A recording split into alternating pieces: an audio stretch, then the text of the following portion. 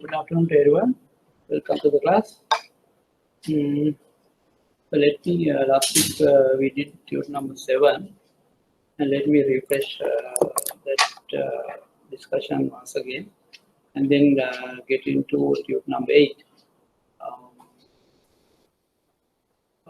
What we were looking at last week was about the promotion aspect of marketing mix, that is integrated marketing communications, or IMC. I told you. So marketing communication mix means the specific mix of advertising, personal selling, sales promotions, direct marketing, and public relations a company uses to pursue its advertising and marketing objective. I told you there, in order to communicate our products and services to the customers, we use various tools. Out of these tools that we use, personal selling, advertising, sales promotions, direct marketing, and public relations are the major tools that we use to communicate. There are many other tools, as I said, in the communication mix. Things like sponsorships, web marketing, trade shows, social media, and so on. But for our study purposes, we are looking at these 5 tools in the marketing communication mix. They are advertising, remember these, the advertising, sales promotions, direct marketing, personal selling, and public relations. These are the 5 tools that are, there are major tools in the IMC that we use to communicate to the end customer about our products and services. We also went and looked at the definition of IMC. It is an approach to achieving the objectives of a marketing strategy through a well-coordinated use of different promotional methods that are intended to reinforce each other. So integration is you combine, you blend all the tools, that is personal selling, advertising, sales promotions, public relations, direct marketing, and all the other tools. You are blended to communicate a unique message to the end customer. Because what will happen is, if you do not combine all those, customer might get different messages from different parties or different divisions of the company, which will confuse the customer end of the day. So IMC therefore is a tool, kind of a strategy to communicate a message with combined tools of communications. So, and also we looked at one challenge we have when we communicate, because there are many channels. Even you take the mass media, there are many channels. I said it's called media fragmentation. So it's very difficult for us to decide on which channel a product is communicated, the product is advertised. We realized that there are more than 75 local radio channels in Sri Lanka, more than 35 national TV channels in Sri Lanka, and more than 40 newspapers and special interest papers in Sri Lanka. So this, can imagine, when there are so many media vehicles, we call it media vehicles, this is very difficult to decide which is the most effective channel that we should select.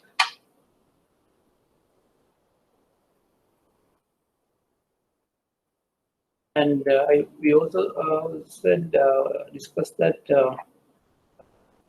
over the years now, dependence on print advertising, radio, and even television to some extent is now the diminishing because there are new methods of communication have come up, especially companies have been spending more on the email marketing, social media, online display advertising, mobile marketing, and so on over the last few years, and this is ever growing. So there's a tendency from traditional media to non-traditional media for the use of communication.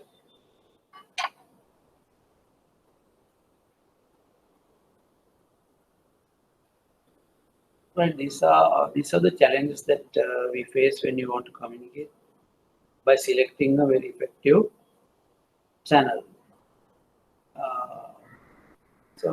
Then also we went and discussed the communication, how to develop a communication strategy. We talked about the mission of the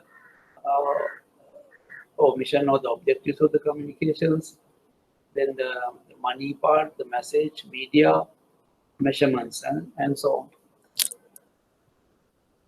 Right?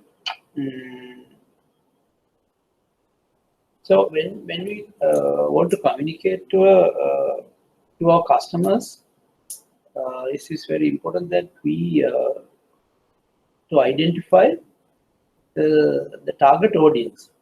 Target audience is the section of population that we have targeted, and we expect them to receive our communication.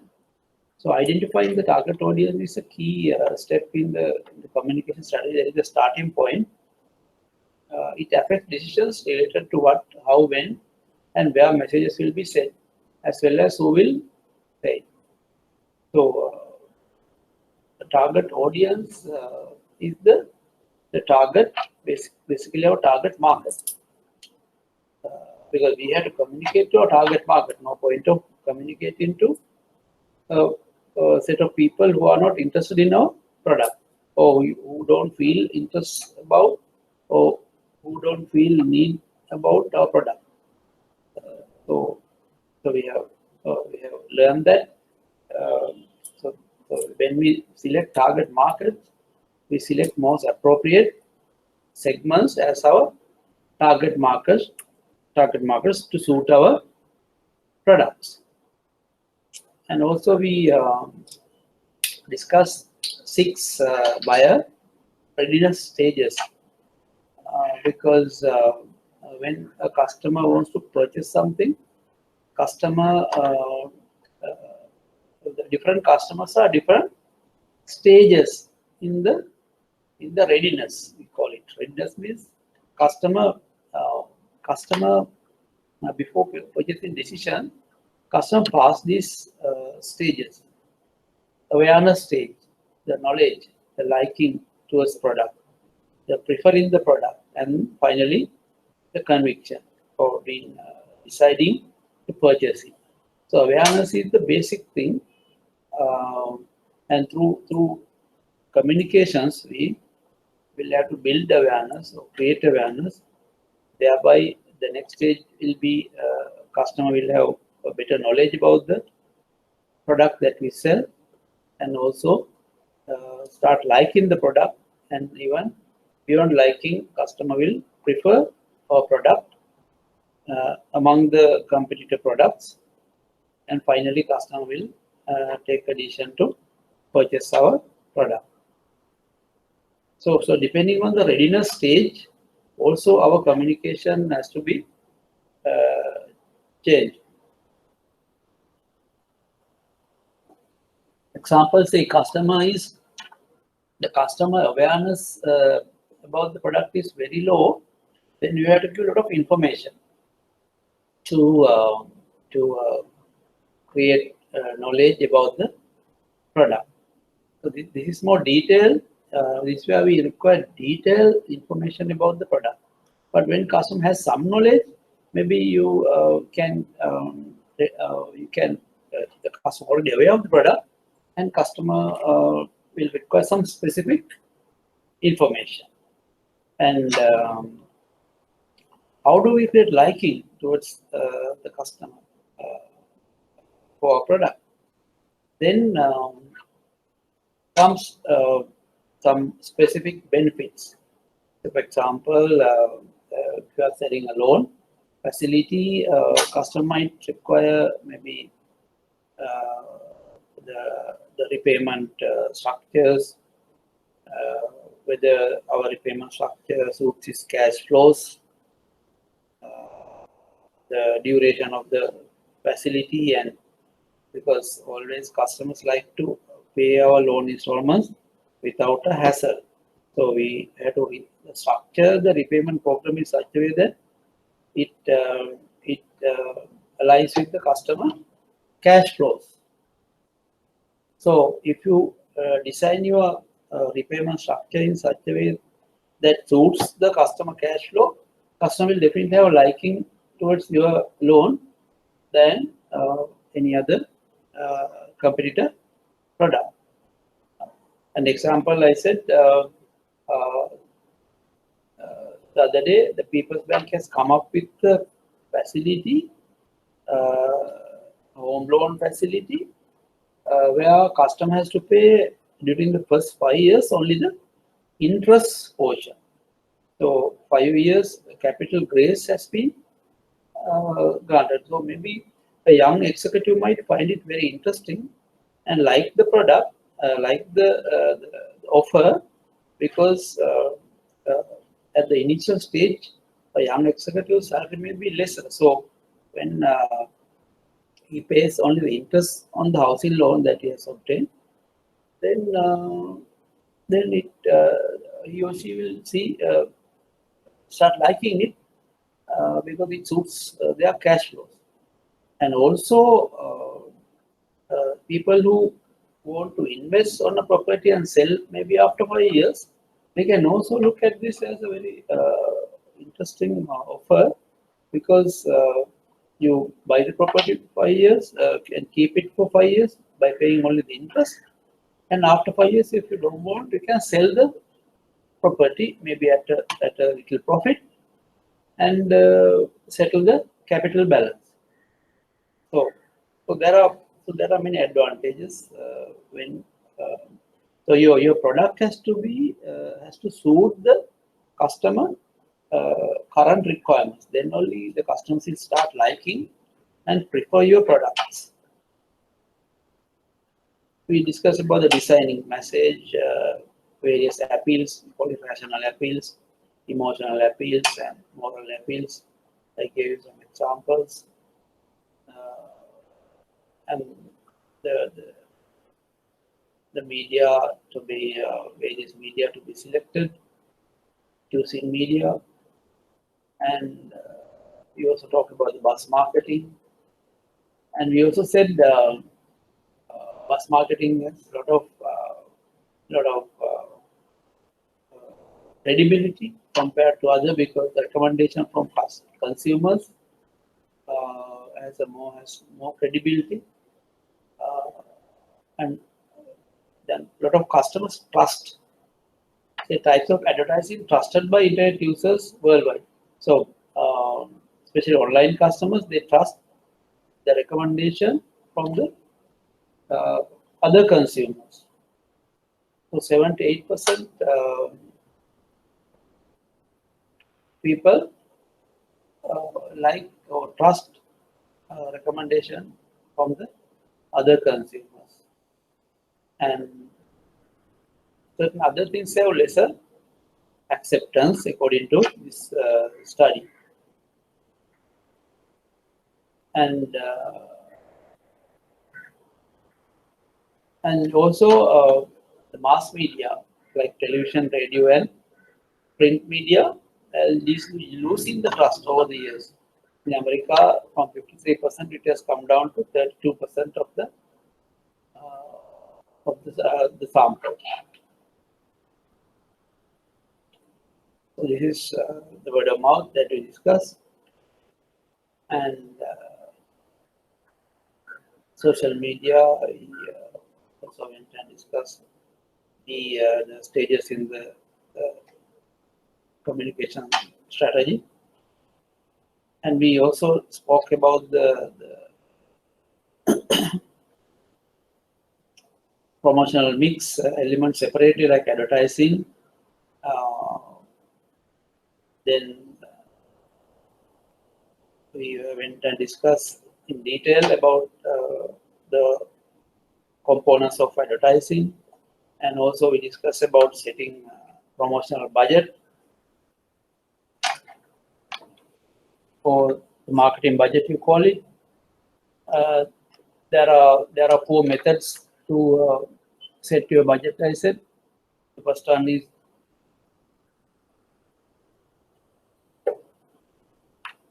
affordability method, and then where budget is set at a level that a company can afford. The beginning of the year, company owner says, okay, we'll allocate 1 million rupees for advertising for this year, for the promotions for this year. That is what we can afford. Affordability method is that is there's no logic, just maybe small businesses, this kind of budgets are set. Percentage of sales method is depending on the sales forecast for this year. Certain percentage is allocated for budgeting. Say, for example, this year you expect 100 million in sales, and you say 5% is spent on advertising. Then 5 million is allocated for advertising to bring in 100 million sales, or 2% or 3% or whatever. So that depends on the company's decision, but is based on the expected or forecasted sales, forecasted annual sales. The annual say marketing budget is set. Competitive parity method is you compare the competitor budgets and decide on your company. Say your competitor is fairly equal to you, and you expect to spend similar amount that to that of competitors' marketing budget. And the final method, I said, the 4th method is most acceptable method, where you cost each and every communication for the advertising or transaction for the campaign that you are planning to do, and you list the activities and cost each activities, and take the total cost of each activities, and the final total will be your marketing budget. Which is specific objectives are defined. The objectives means specific communication objectives, and tasks required to achieve objectives are determined. Cost of performing tasks are estimated. So you estimate the cost of each job or each campaign or program, then sum to create the promotional budget. Most recommended method for setting budget. So that's why I said. So then you will not miss all the campaigns you plan to do in this year are considered, and each campaign cost is taken into account, and finally total of all those campaigns, total cost of those campaigns will be your final budget that you allocate. So we went through and understood some advertisements, and in a print ads advertisement, I said that there's a headline which is on top, the message that you cue, and this is actually headline message, and then the visual or illustration, and the copy, the details, your your description on the particular advertisement or the product, and finally your signature means your brand name and or the company name, address, and so on. So we said there are when you create messages, there are many styles: slice of life, lifestyle, fantasy, mood or image, testimonial evidence or endorsements by celebrities, musical type, personality symbol. So this we discussed: scientific evidence, moral appeal, and so on. And these are celebrity endorsements that are presented. And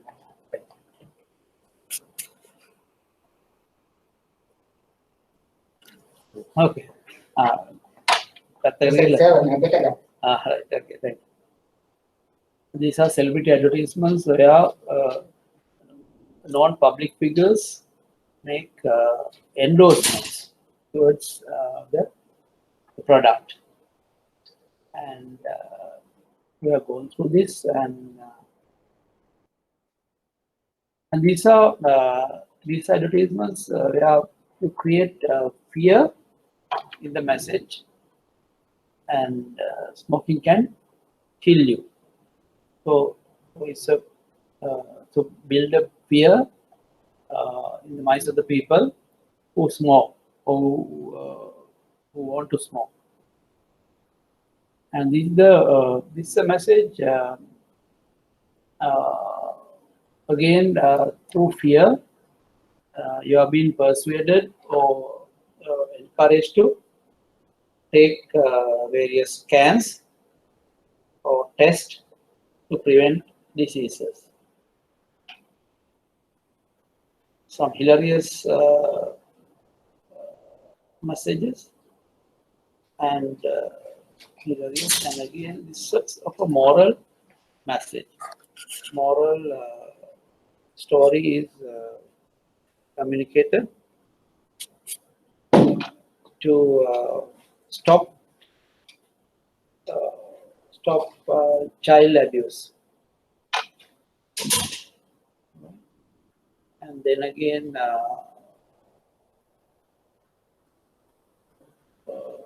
some moral advertisements like don't drink and drive. And this is what I said are more slice of life advertisements. Making balloon. Hello?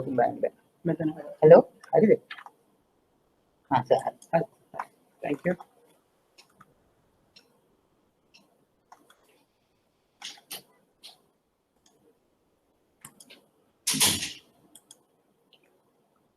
Such things day to day happening at household. Those incidents are taken and become more live and go along with the day-to-day life.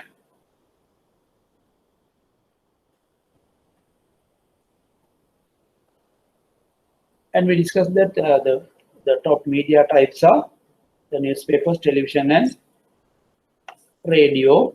And in addition, outdoor advertisements like hoardings, so newspapers, television, radio.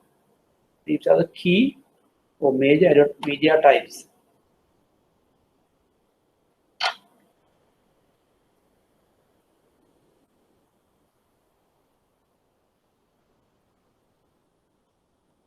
So then the person selling also we went and discuss the initial thing. No, person selling is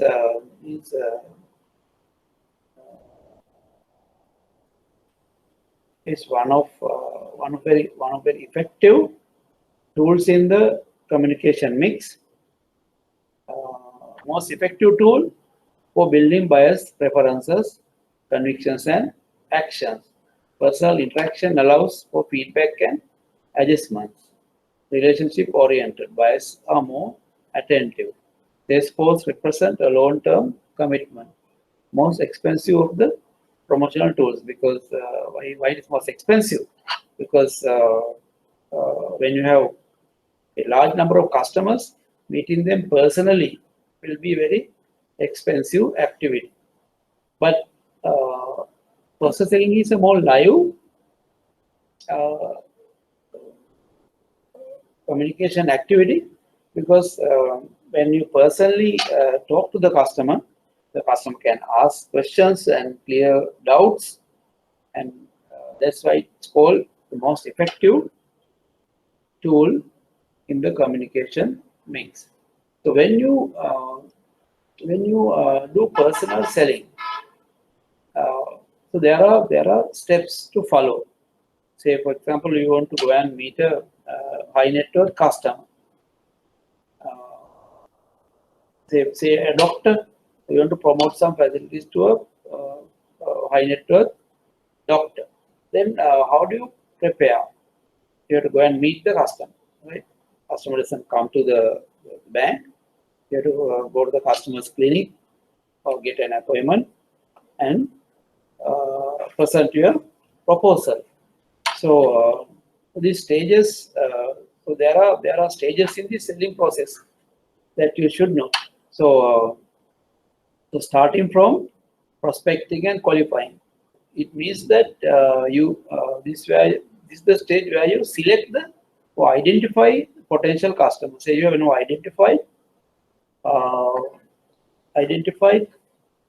There are several doctors in your locality who are high net worth customers that you want to go and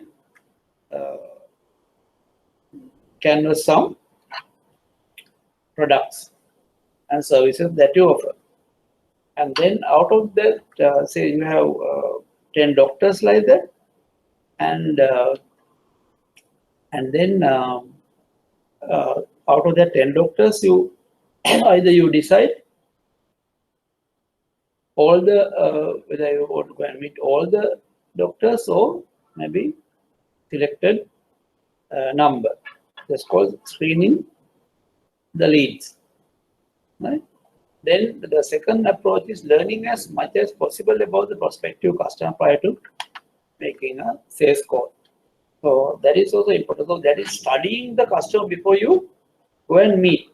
What type of business the customer is doing, in addition to the profession, if he or she is doing anything else. If it's a business customer, what type of business he or she running at the moment.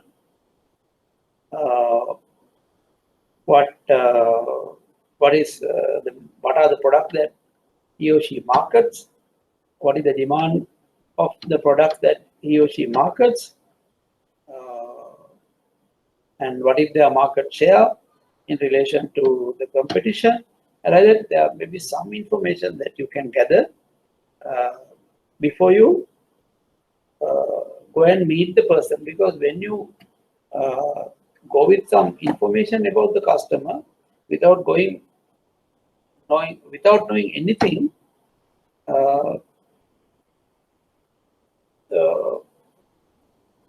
but if you go with some information, some knowledge about the customer, that will be more useful for you to convince the customer, and even customer will feel satisfied, because you have come to meet him after doing some homework, where the customer will feel that this banker is interested about my business, and he knows about my business to some extent. So that will create some interest in the customer to respond to you all, than a person who doesn't have any information about the customer, prospective customer, and meeting him. So try to study as much as possible before you meet an important customer, whether it's a personal customer or a business customer. Approach, the stage where the salesperson meets the customer for the first time.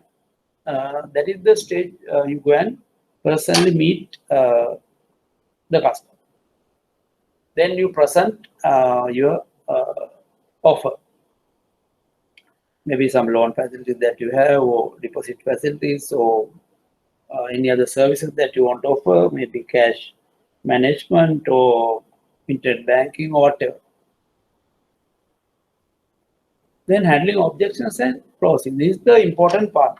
Another key part in the process, because then the customer will start asking about the questions about the product, and if the customer has knowledge about the competitor products, customer will try to compare your product with the competitor offers. So this is the point at which you require some knowledge about the competitor products as well. Otherwise, some questions that customer asked about the competitor products and how your product differ from the competition, you may not be able to tell unless you have studied the competitor products well with regard to competitor products or substitutes in the market for your product. So if you the success will be dependent on how effectively you handle customer objections and the customer questions and issues. So depend on that, your success will be determined. Then only with that kind of responses only you are able to be able to convince the customer to purchase your product.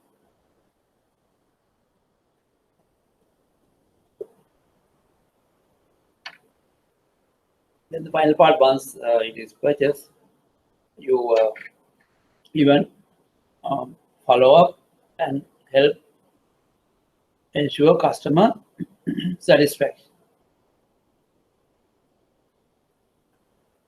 We discuss about the sales promotions as well. Sales promotions include make use of a variety of formats, premium, coupons, contests, etc. Attracts attention, offers strong purchase incentives, dramatizes offers, boasts sagging sales, stimulate quick response, short-lived, not effective at building long-term brand reference. Sales promotions are generally short-term. You make some offers short-term and increase your revenue and get out. That's why it's called short-lived products. So sales promotion is defined as short-term incentives to encourage the purchase of or a sale of a product or service.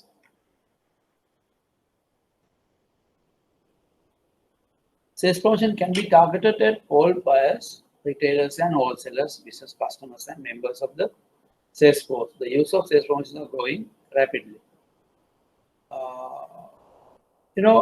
Sales promotion can be targeted at the customers, the suppliers. Customers means the end customer. Supplier means the middle management or middle person. The other party is the member of the staff or the sales force. So you can incentivize your staff to push sales promotions. You can incentivize your middleman to push your products during the sales promotion, and also you can give some incentives to customers also during the sales promotion period.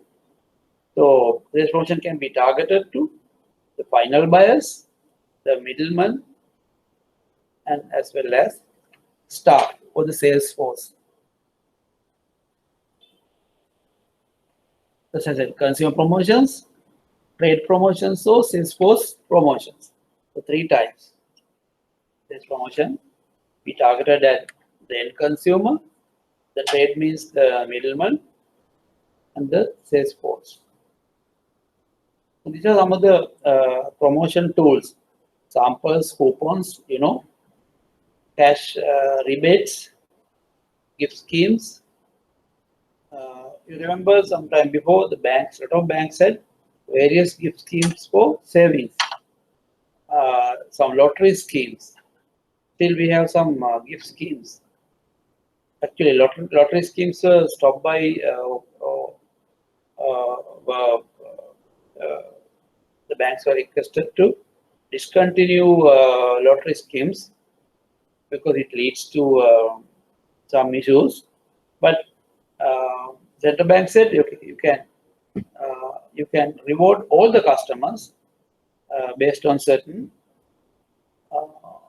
mechanism, based on some selection method, so that it's fair to everyone. Everyone gets a benefit or reward through a similar or such a scheme.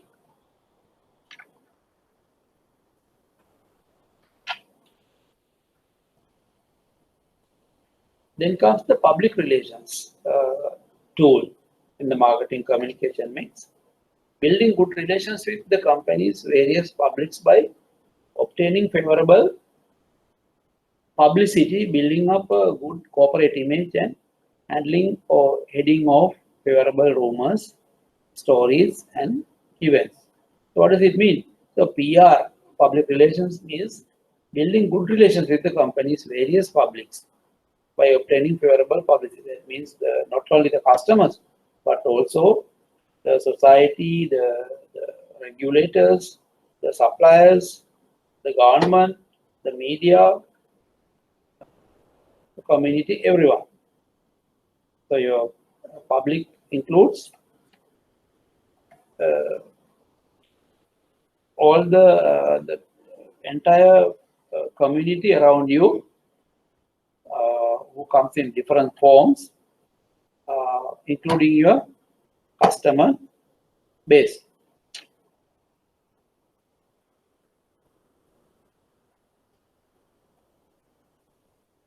So out of the sales, the promotional tool, public relations is highly credible. Why is highly credible? Because public relations are not directly connected to sales. These are some good things that you do, some credible things that you do to build your image or build your brand. It might help sales, but there the intention is not to increase sales,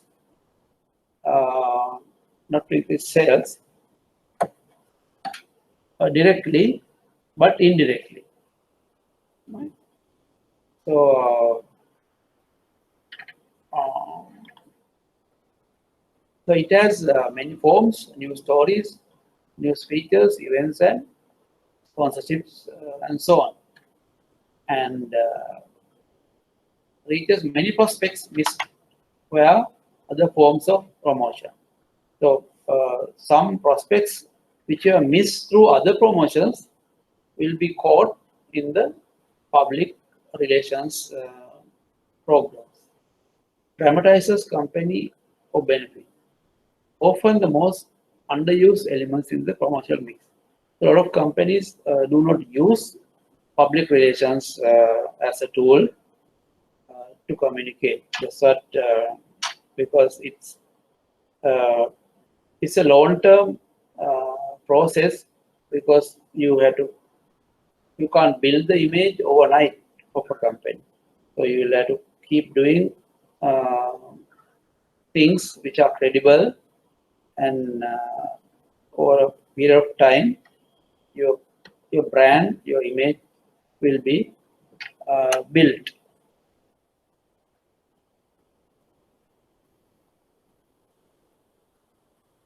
So role and impact of public relations. means strong impact on public awareness at lower cost than advertising. Greater credibility than advertising. Publicity is often underused. Good public relations can be powerful brand building tool. Yeah. So PR is a brand building tool.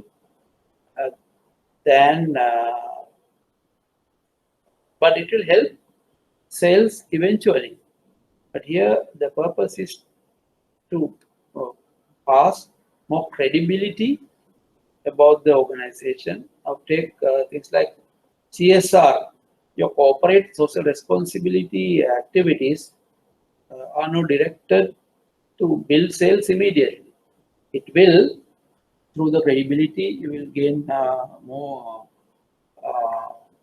customers will be more confident to deal with you. But here the intention is build your image as a responsible corporate citizen.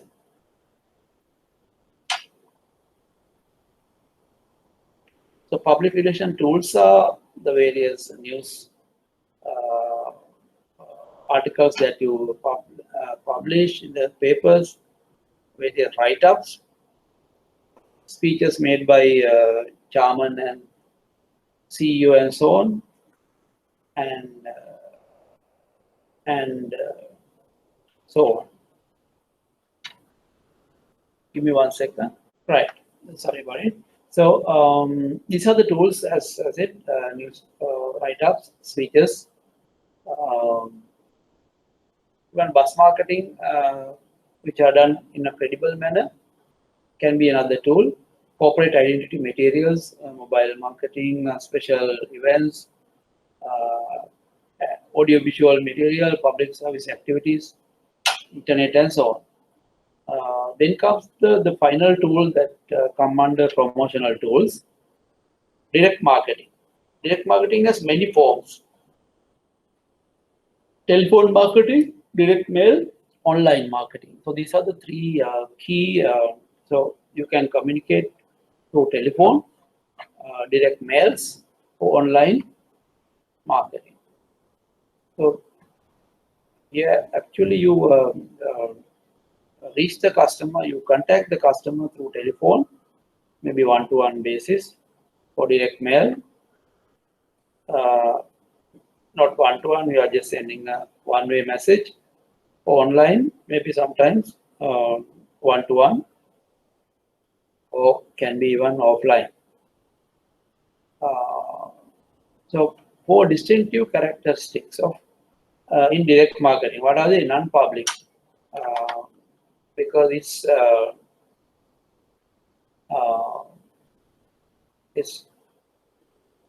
not public, it's person to person. It's personal. Non-public means personal, because you call somebody or some individual. You send a direct mail to specific person. But by say through a telephone call, you can contact customer immediately. It's a customized message, and if the online or telephone, you can interact with the customer also. The customer can respond online, say online chatting or video conferencing. Through those methods, you can be interactive with the customer. Well suited to highly targeted marketing effort. It means maybe some high net worth customers. You can target specifically through direct marketing than advertising. When you put a paper ad, you don't know who is getting it or who is reading it, who is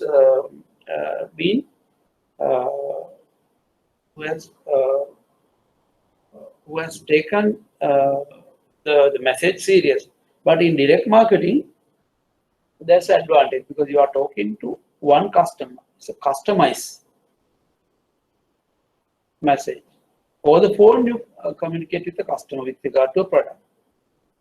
And even direct mail, if the customer send a response, Or direct mail means when email, customer send a response, you know that customer has gone through the message and responding, negative or positive. Online also same, online marketing also same. Then you can see the response immediately, whether it's going to be effective or not effective. So direct marketing definition goes as consists of direct one-to-one connections with carefully targeted individual consumers to both obtain an immediate response and cultivate lasting customer relationship.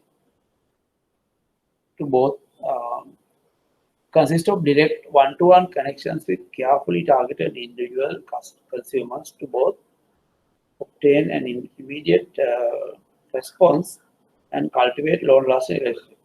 So this is more personal, targeted, individual-based.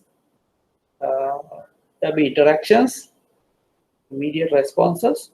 So it has some benefits. So it's a direct marketing approach. So, so benefits of direct marketing for buyers, people who buy, it's a convenient method, easy to use, private, access to wealth of information, immediate, interactive. So even take, for example, online website. The website is an example of direct marketing. So through the website, a customer is contacting you.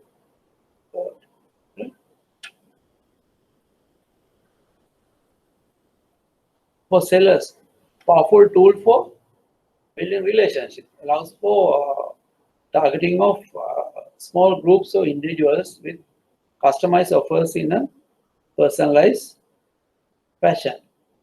Can be time to reach prospects at the right time. Offers access to buyers that couldn't be reached by other channels. Low cost, effective alternative for reaching specific market. Here the advantage, you are talking to an individual specifically, so that you know exactly the response of the particular individual to whom you have communicated, to whom you have tried to create awareness about your product or a service or another benefit.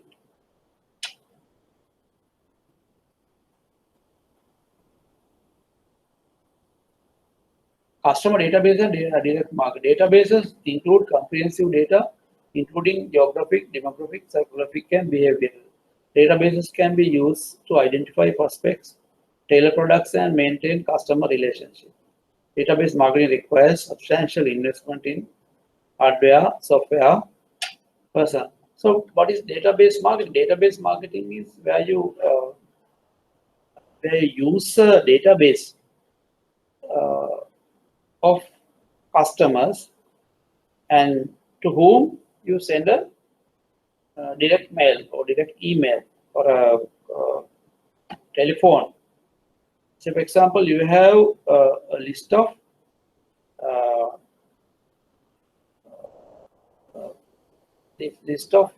associates of Sri Lanka instead of Sri Lanka instead of bankers, or Sri Lanka instead of bankers of Sri Lanka. IBSL associates, IBSL fellows, and so if you have a list of those people, you can another company can target, right, some products exactly to these senior bankers. The same way, say, so you have a database of SEMA, you have a list of or a directory of SEMA qualified accountants, so ACMA or FCMA. So that kind of professional base, the where who has some sort of buying power and purchasing power. And if you have the directory of or list of these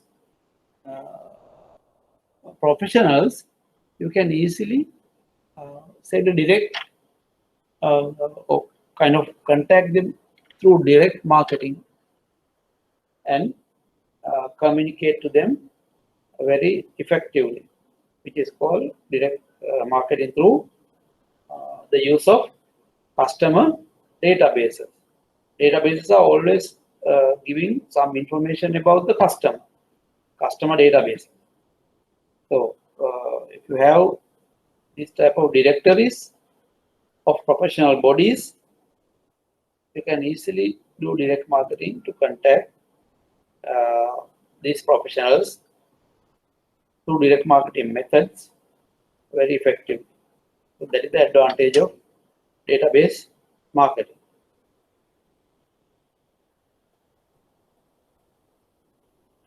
Then comes promotion mix strategies. So there are three strategies we are talking about here. Push strategies, trade promotions, presence selling efforts, push the product through the distribution channels. Now, the pull strategy, products, advertising and consumer sales promotions to generate strong customer demand for products. So what does it mean? So there are two methods. Under push strategy, what you do is you push your products through promotions and incentives, which is called push. You are pushing, you are persuading the customer to buy. So what do you do through promotions? There's promotion. You are pushing the customer to buy. Personal selling, also you try to push the customer by offering some incentives. Pull strategy is a more of a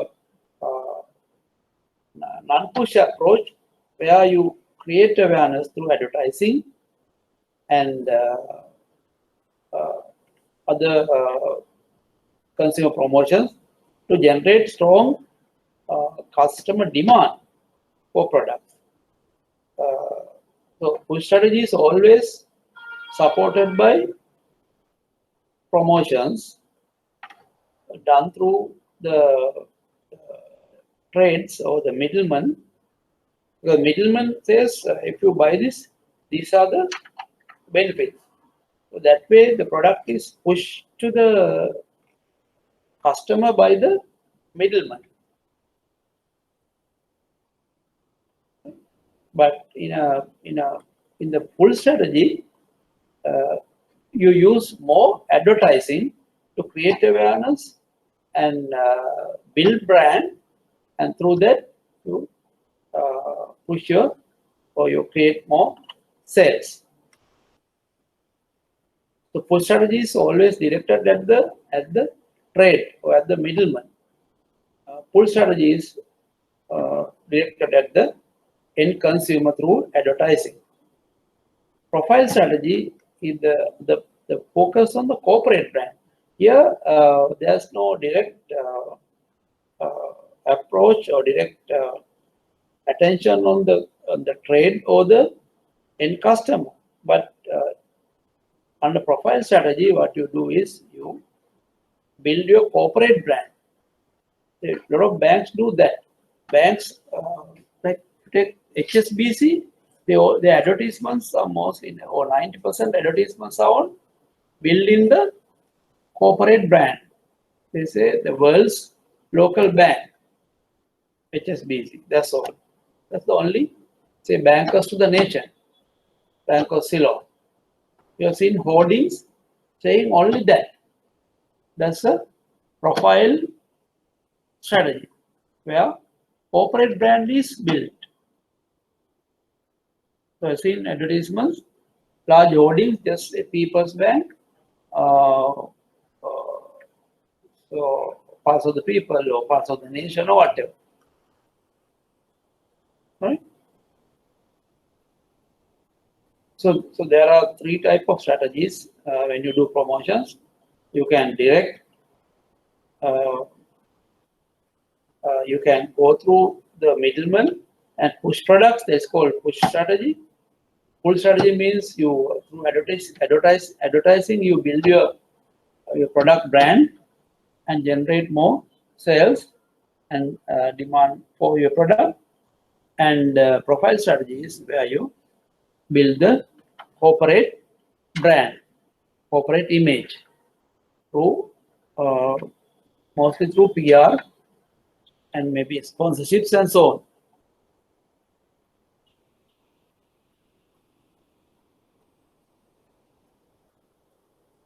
So setting a checklist for integrating the promotional mix. Analyze trends, internal and external, about the market. Audit communication spending. Identify all point of contact, team up in communications planning, make all communication elements compatible, create performance measures, appoint and IMC management, integrated communication, marketing communication management. Here the focus is to blend the promotional tools like advertising, personal selling, sales promotions, public relations, and direct marketing. So now, what you should have understood here is, there are 5 key tools that we discuss under marketing communication. What are the 5 tools? Advertising, sales promotions, public relations, direct marketing, and PR. So each tool has its own advantages and merits when it comes to creating awareness of the building the brand. So the job of the communication manager should be to integrate all these tools together to make sure you ultimately make an effective message, unique message to the end customer about your product or service.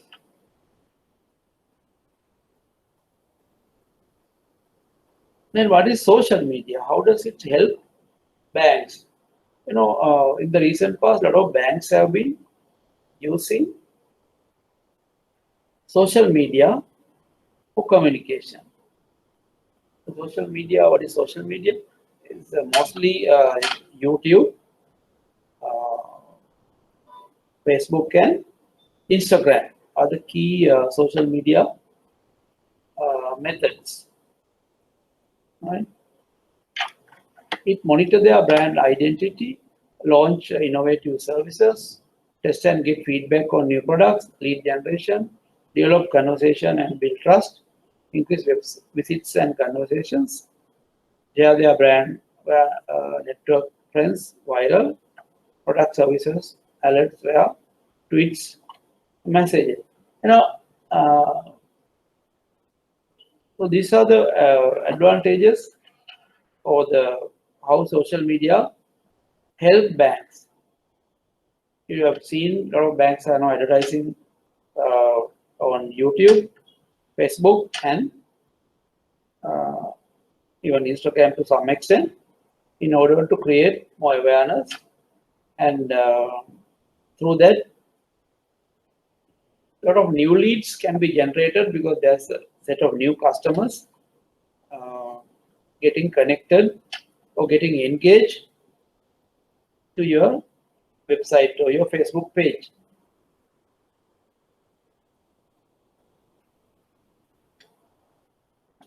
So there are more than 1.4 billion, and actually now even it's more than, it's about now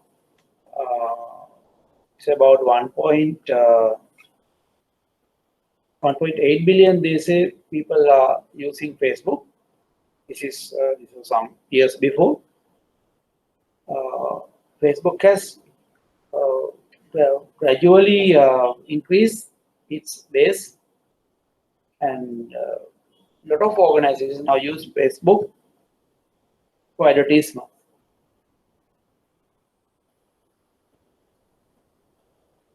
It says more than say 1.7 billion now people use Facebook to connect with what matters to them, and more than 900 million, that now the current may be more than 1 billion people visiting Facebook every day. When you run a Facebook advert, you choose the audience that see it by location, age, interest, and more. So that is the advantage in Facebook. Facebook can choose the audience based on the location. Say if you tell a Facebook company, I want this message to be seen by people in Western Province, then they can do the message, the posting in such a way that it will be visible to people in Colombo or the Western Province only. And if it is an age group, you can decide that I want this message to be seen by only people above 30 years. Then that will be the interest group. Facebook knows there are certain customers who have profile customers based on their interest and their likings and so on. So based on that, Facebook can select the target audience. So that is the advantage. So with Facebook advertisements, you choose the type of people you want to reach and we deliver your adverts to them. This makes your adverts more relevant for the people who see them and brings you real results. So through Facebook, you can really target your advertisements to a specific target audience. So that is the advantage. So these are the other Facebook tools or the other social media tools.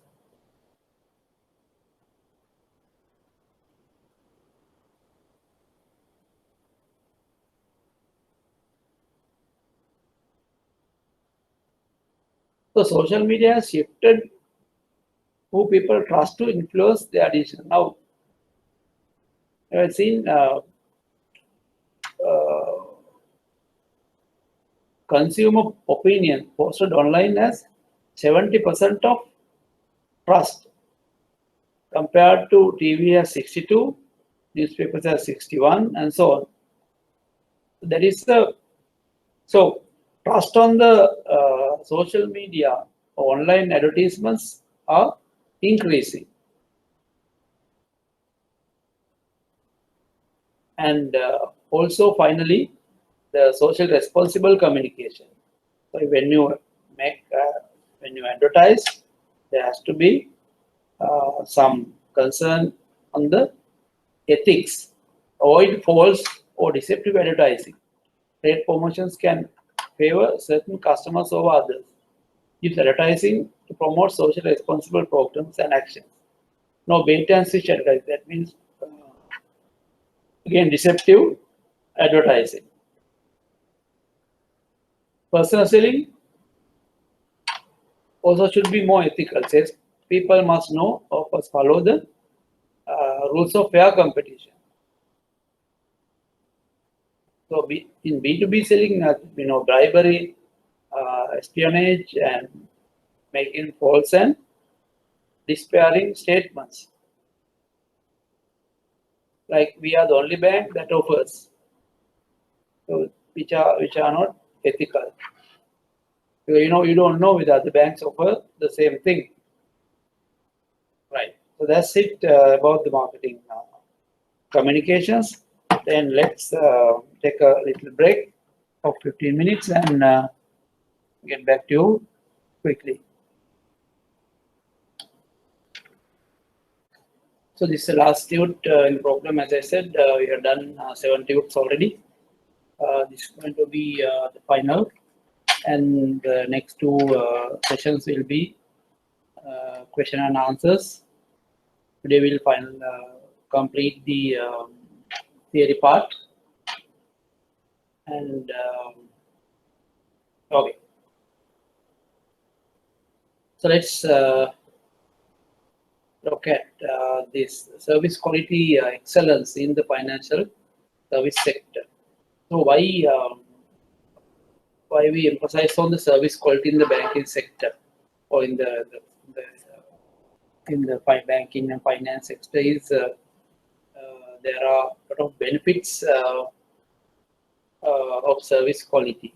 When you one big challenge we have here is retaining of customers.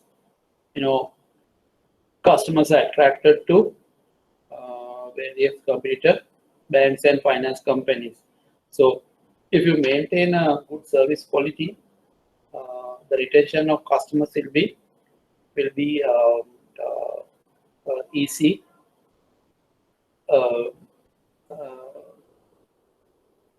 Easier rather, right? Then avoidance of price competition. So even if your customer is happy with you, the customer don't mind paying a little bit high rate on the advance that you propose.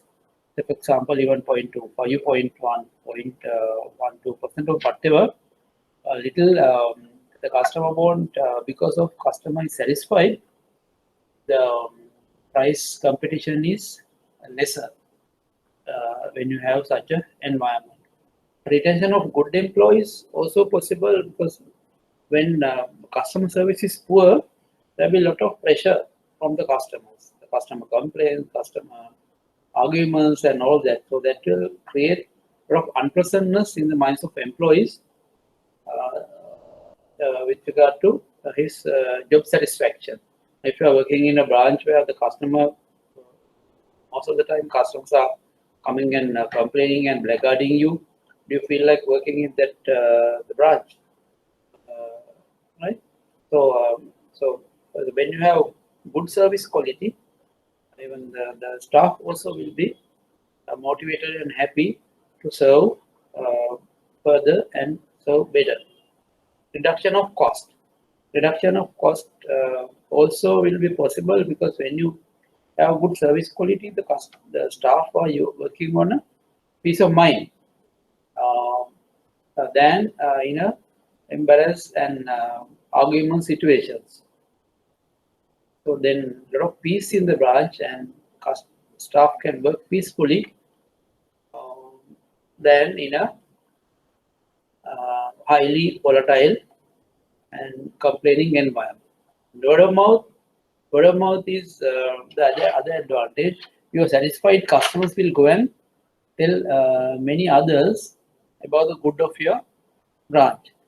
Especially when you have a good service quality in a bank branch, there's a tendency of a lot of word of mouth, and as a result, there'll be more and more new customers be attracted to your branch.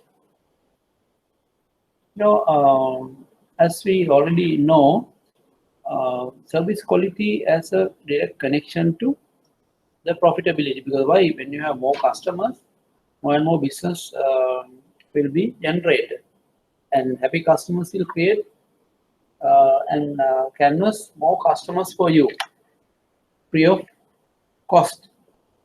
So let's see how this service profit chain. Why you call it chain? Because it's like it's connected. So when you have starting from here, when you have a good the basic environment for a good service quality environment is having a good internal service quality, because it is at home it begins. So when you have a very internal service, very conducive internal service quality, there will be more and more satisfied and productive employees. So satisfied employees will create satisfied customers. lecture ka patamu ada lecture ka dala dahama මිනිස්සු office So internal, starting from internal service quality. Hello. Satisfied, there will be internal service quality. When the internal service quality is good, there will be satisfied and productive service employees who will generate a good service value, create a service value. That means customer satisfaction will be created by satisfied and productive employees. Right? And that eventually will create satisfied and loyal set of customers, and which leads to healthy service profits and growth. So, so this is how the service profit chain works. The good internal service quality environment and satisfied employees who will generate good customer service value, eventually satisfied and loyal customers, and healthy profit and growth to the company. So that is how it is linked, right? And research over the years have shown that the reason for customers leaving the company. Why customers leave the company? Because of mainly due to poor attention of the employees, which are called service problems. So more than product problem or more than owing to competition and some other reasons, there will be some customers leaving you. But 68% of customers, according to research, it has been found customers leave. 68% of customers leave. The 68% of not 68% of customers. The main reason out of 100, 68% of out of 100, 68 customers will leave due to poor attention of the employees. Then comes the nature of services. The service is defined as any activity or benefit that one party can offer to another, which is essentially intangible and does not result in the ownership of anything. The same general principles of marketing apply to both products and services, but services have characteristics that mean that instead of 4 P's, there are 7 in a services marketing mix. So service is defined as any activity or benefit that one party can offer to another, which is essentially intangible and does not result in the ownership of anything. So remember this definition of service. The service is any activity or benefit that one party can offer to another, which is essentially intangible. It is intangible means it can't be seen.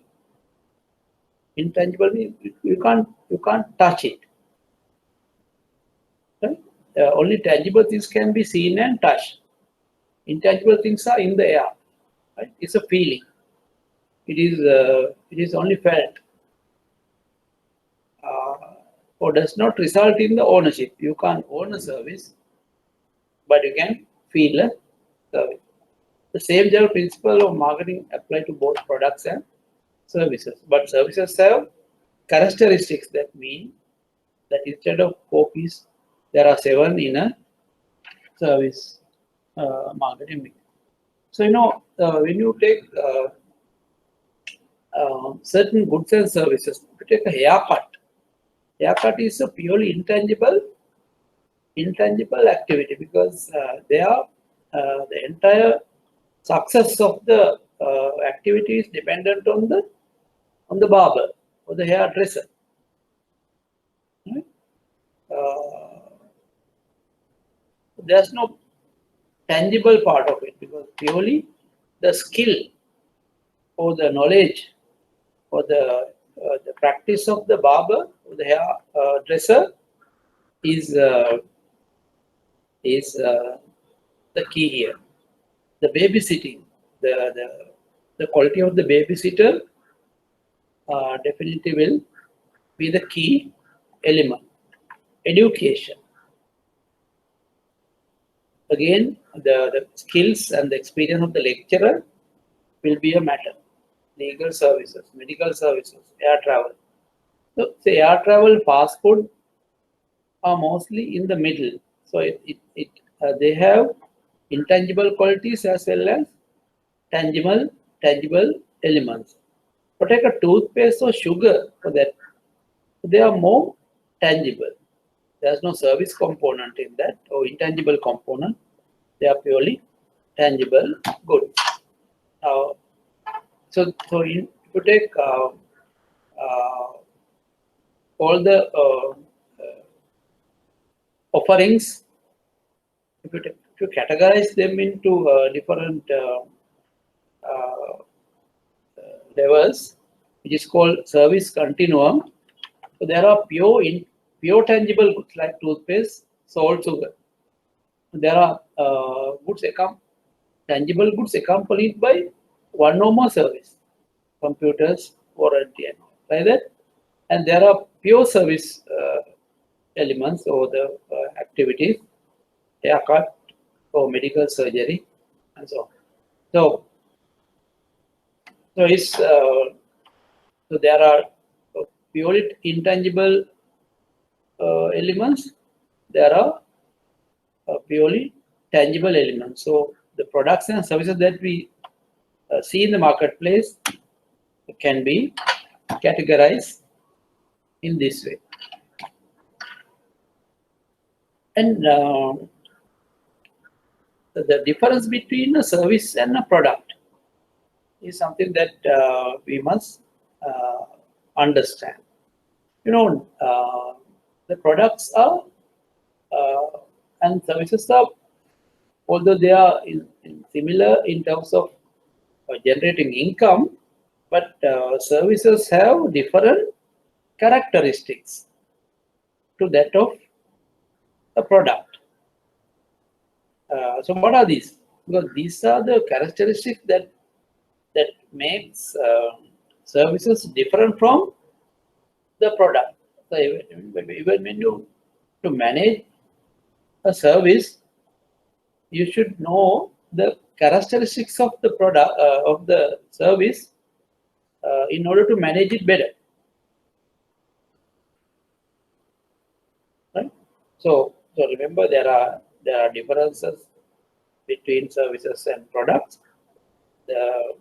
Mainly the reason for difference is services have different characteristics which products don't have. Say intangibility. So intangibility means the services can't be seen, tasted, felt, heard, or smelled before purchase. Now before purchase, but a tangible good, you can easily. Now if you take this pen, you can see this, you can check it, you can feel it, right? And you can even test it before purchase. But a service, can you test before purchase? No. The haircut, can you test before haircut is taken? No. You have to wait until the haircut is done. So service is therefore bought and delivered at the same time. Now, but this is already delivered in a shop. This produced and delivered there. You will go and buy it. That's all. But haircut, you have to go to the salon and you have to undergo the haircut and enjoy the service. Go through the service. So a product can be prepared and kept for future sale, but a service can't be prepared and kept for future sales. So services are therefore produced and delivered at the same time. Services are produced and delivered at the same time. Right? inseparability. Can't be separated from the service provider. That's true, no? So can you separate the barber and the haircut? No. Doctor and surgery, singer and the song, lecturer and the lecture. So it's inseparable. Can't be separated. Both are one. Services and the person who is providing the service are one. So that is why the personal element is very critical in a service. Right? And then the variability, the quality depend on who provides them and when, where and how. Because a service is provided by a human being, the quality can vary. Quality depends on who provides them and when, where and how. Because depending on the moods of the people, moods of the sales staff, moods of the general staff, the quality of service can vary. Say, for example, in a cash counter, if the cashier is in a bad mood, the service can be affected. The branch manager is in a bad mood in a particular day, the quality of service that he provides to customers may be affected. The same way, if the staff is in a good mood, service quality tend to be good. So mood matters. Thoughts, feelings of service provider matters. The perishability can't be stored for later sale. So now say you produce 50 of these pens and you sell 10 today, tomorrow another 5, day after tomorrow another 5, maybe next week another 10. Like that you can store for later sale. But services, no. You have to just go and undergo or experience a service, no. For haircut you can't store and keep, no. For customers to come and take, no. Right? So it's perishable. So medical surgery, you can't do and keep, no. So the service has to be done then and there, and customer has to go through it and experience it. Lack of ownership. Now this I can buy and take home, but can I buy a haircut and go? Right? Can I buy a medical surgery and go home? No. So the ownership is also not possible in a service. No physical product is exchanged. No, there's no physical product. It is in the air. It's a experience. Only the experience is exchanged, is shared, or is enjoyed. So customer service is important. Right? Why customer is important? The customer is the most important visitor on our premises. He is not dependent on us.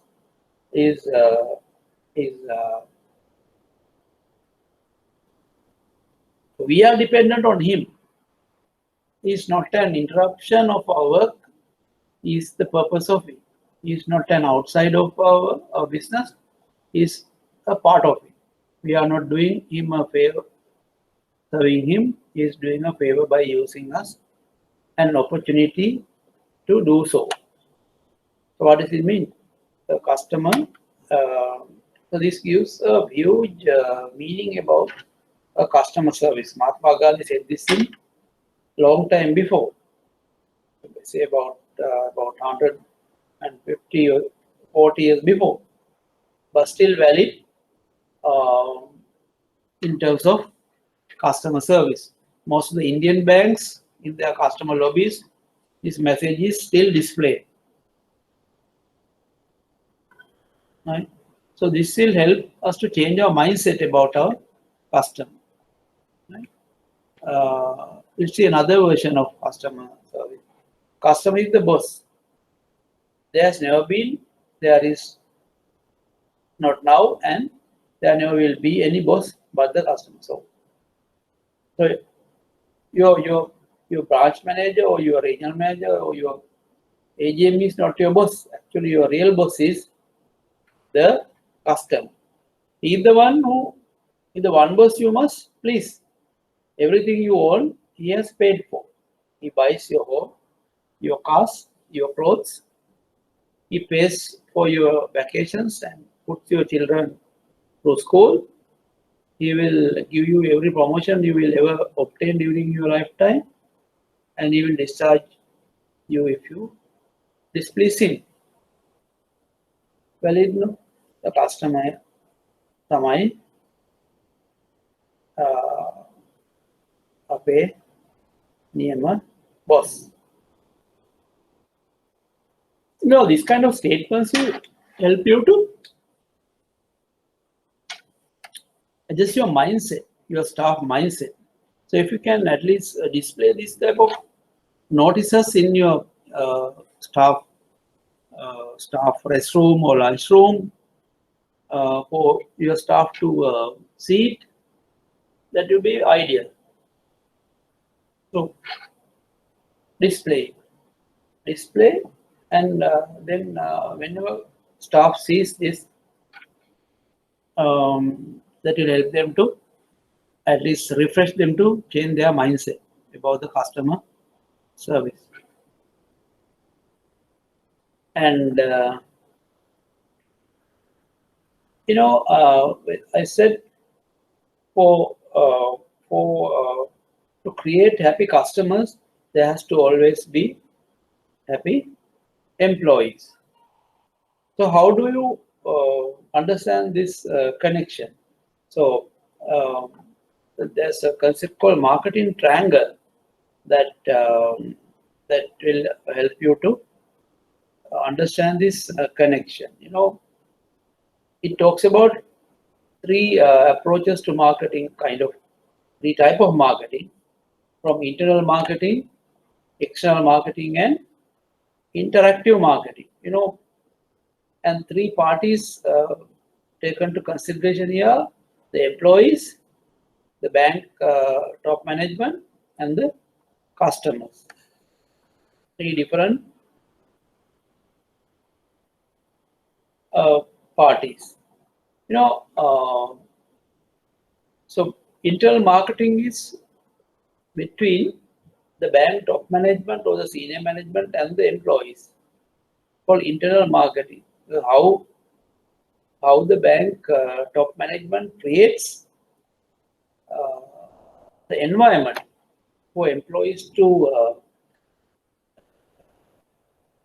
interact better with the customers will result in good external marketing. So how do you create a good internal environment?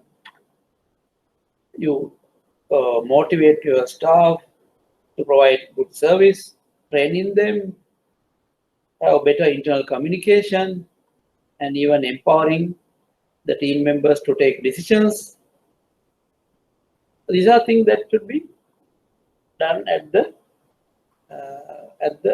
internal level to create the internal customer mindset, which is conducive to have proper interactions with the customer. What is the interaction? Interaction means your customer, you and the staff and customer meetings or the transactions. So interactive marketing is about the customer transaction done by your employees. So employees' technical and interpersonal skills should be also good in order to have positive interactive marketing. So when these people are happy, you can expect positive interactions. The same way, when these people are unhappy and demotivated, there will be negative interactions and negative interactive marketing.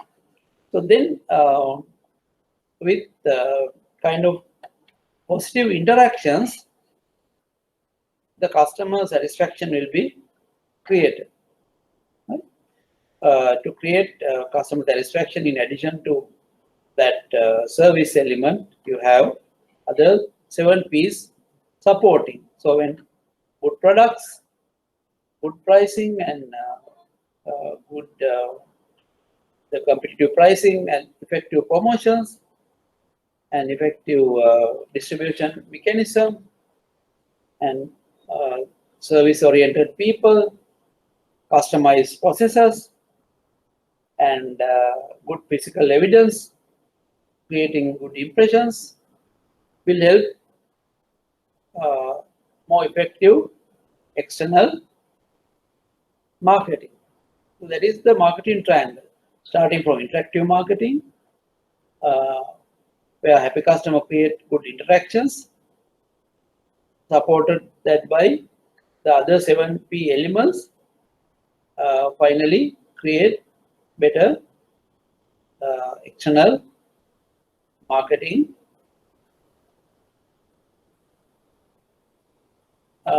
environment,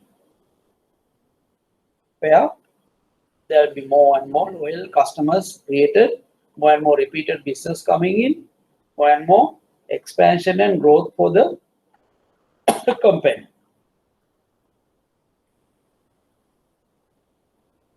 Right? Right. So in dealing with the service quality thing, there were some researchers who have gone and done a lot of work in trying to understand service quality. So how do we make customers happy? You know, always with regard to satisfaction, there is you have to meet the requirements or the expectations of the customer. If you say, imagine why you become unhappy, because your expectations have not been fulfilled. There is a human nature. No? So when a customer has some service expectations, when they are not fulfilled, customers become unhappy or dissatisfied. So let's see some, based on some research, some customer expectations have been identified. So if you take a bank, in terms of branch side, what are the expectations? They want branch to be in a good location. That is one expectation. If the branch is not in a good location and access is very difficult, the customer will not be very happy about it.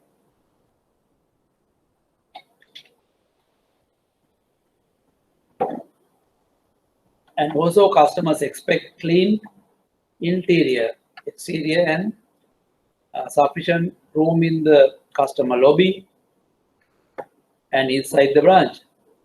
And they expect smart staff and their good appearance and even a dress code. And they want privacy in the branch. They don't want others to know their information. Long opening hours. They want branch to be open long hours. So these are based on research, right? And even these are correct according to your experience also. So in terms of staff, they expect staff to be honest, helpful, friendly. They expect staff to know the products. They have a knowledge on the product and services, and even about the bank.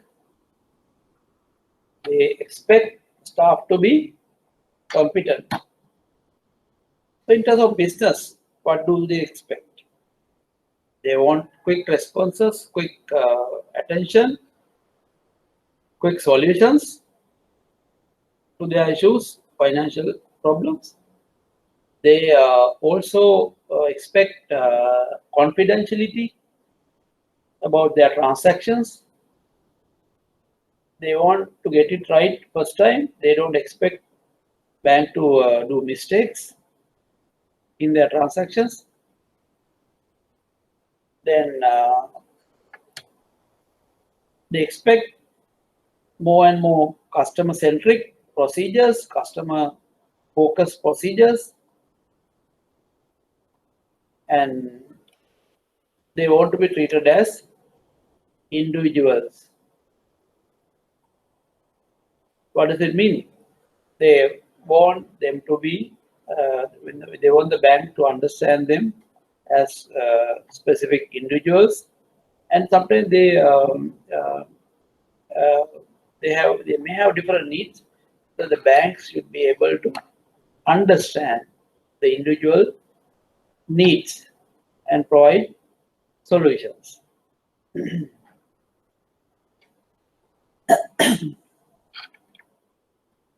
Right.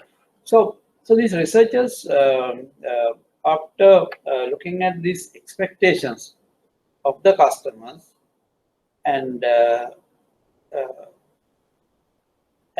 but they found there are gaps.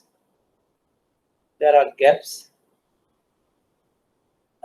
in the service quality process. So they try to understand how these gaps arise. Now, these researchers identified there were several gaps going into, say, 1, 2, 3, 4, 5 gaps put into this. Two researchers or three people, Berry and Parsuramar and Valerie Sita, right? So these are the 3 people who have done this research. So they said the first gap arises at this point. Management perceptions of consumer expectation. What does it mean? So customers have some expectations, but management thinks different. Now you remember that we identify some expectations, no? But management doesn't understand or doesn't know that the customers have these expectations. So that's where the gap. So there can be a gap or difference between what is expected by the customers and what is understood by the managers or the staff. Because when the managers don't understand the expectations properly, then what happens? The gap 2 arises. The translation of perceptions into service quality specification, because so they will design service quality based on their understanding only, but it may not be the expectation of the customer. And next gap creates when the service delivery is also based on this translation. So when this service delivery specifications are not properly done, then service delivery also can be affected. Right? So take an example. Say a bank manager thinks the customer is not worried. Customer doesn't mind waiting at the branch to say do a certain transaction.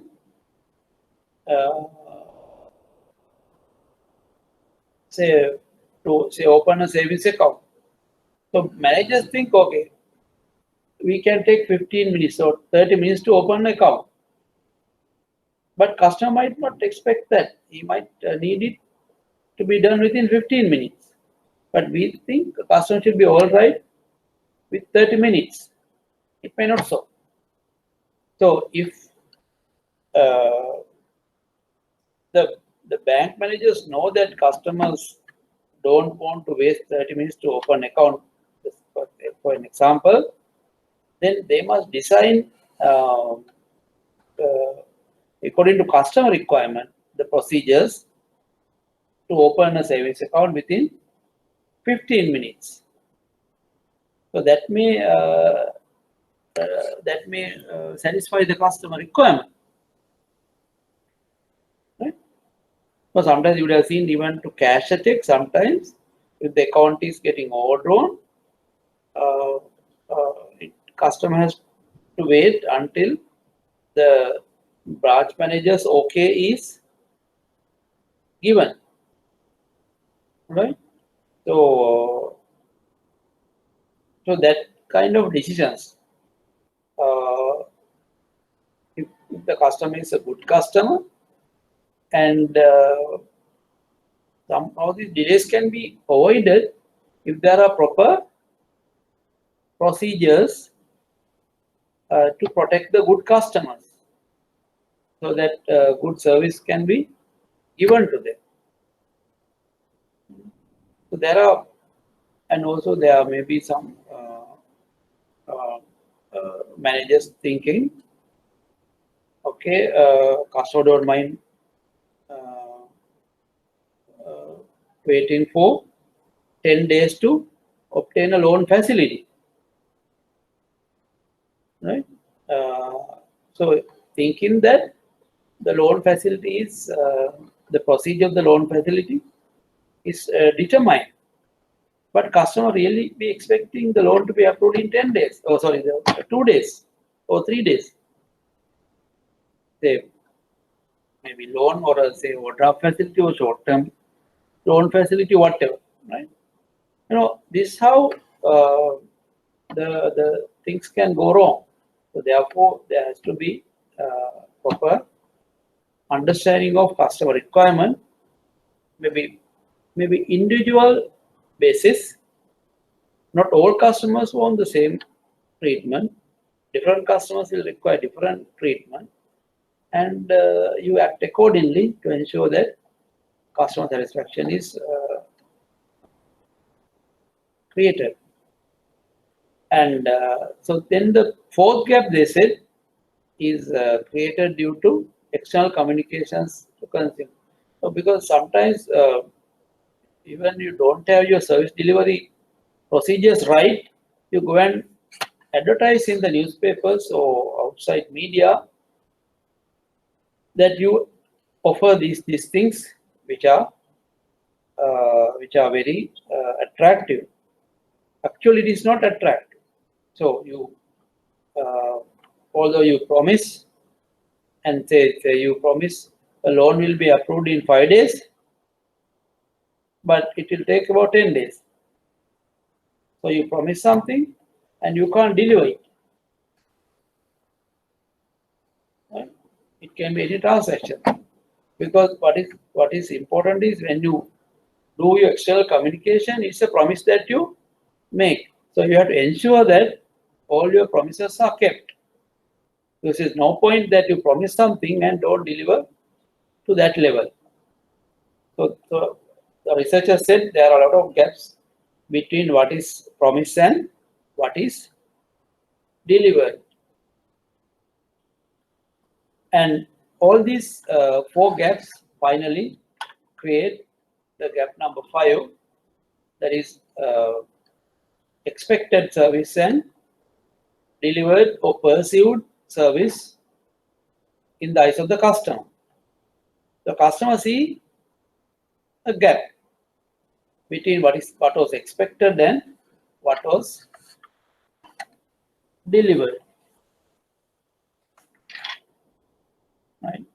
The same thing. Right? So there are gaps. There are 5 gaps. First gap, as I said, not knowing what customers expect.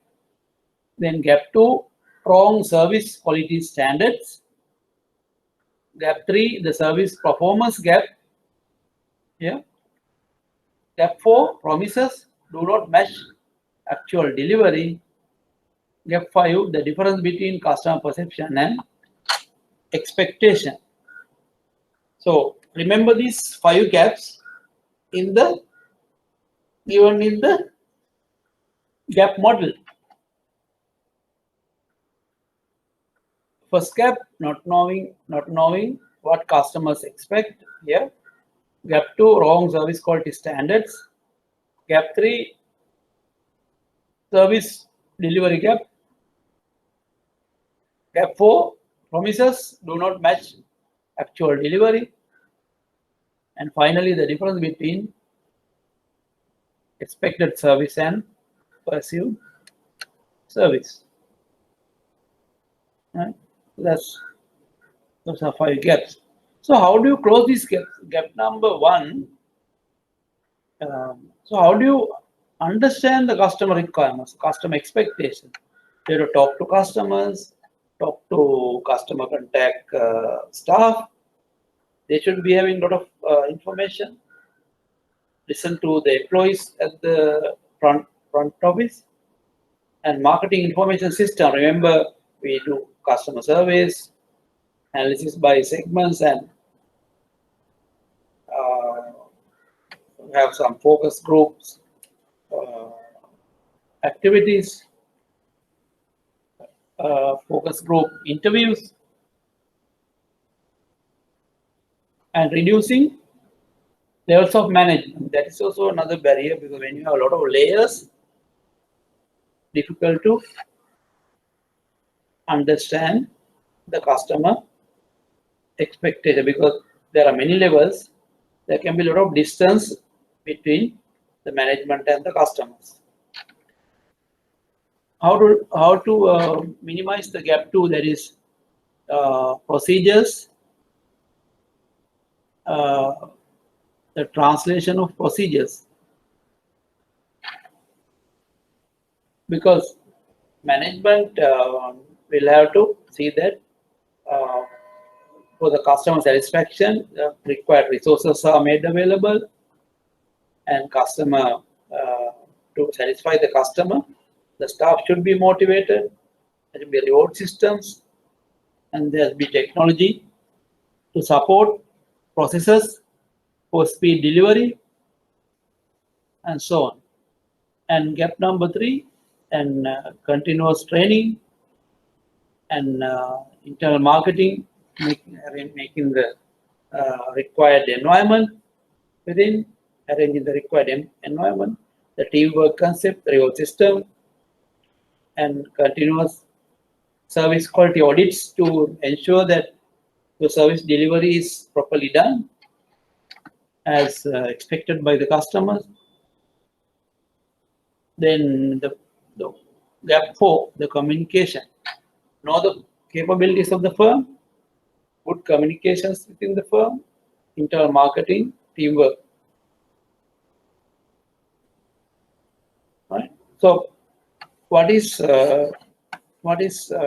given said here is, if you cannot deliver, to minimize the gap 4, if you cannot deliver, don't promise, because it's very dangerous for you to make promises without any responsibility, and do not keep your promises. There can be a huge damage that you are creating to the organization.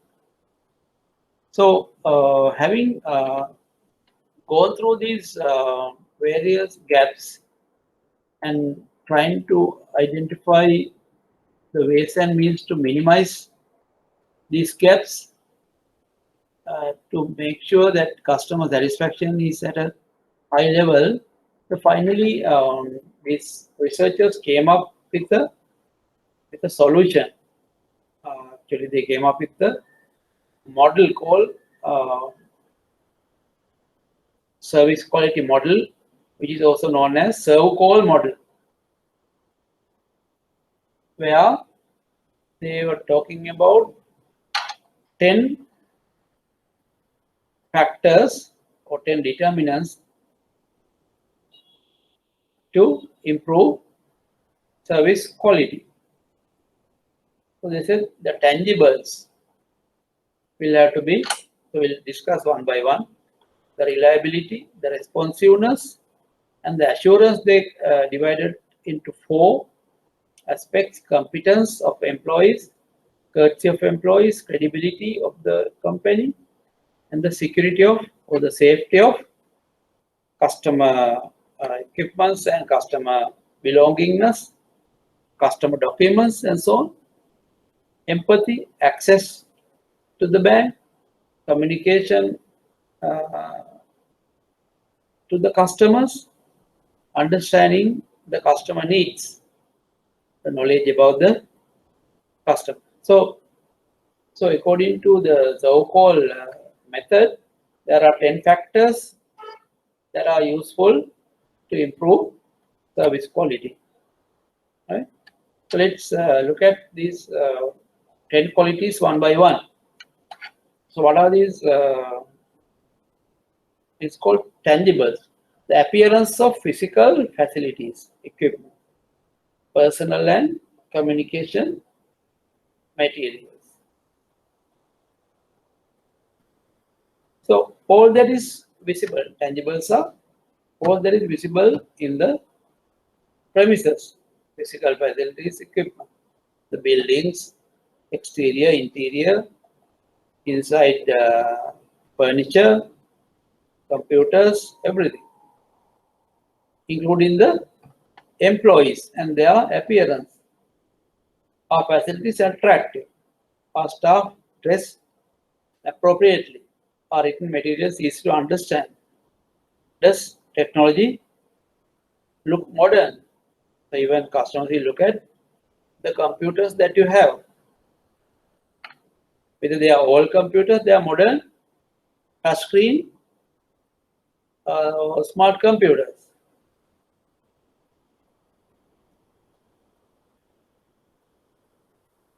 Tangibles, right? Then reliability, ability to perform the promised service dependably and accurately. Remember that the promises will have to be kept. If a response is promised in a certain time, does it happen?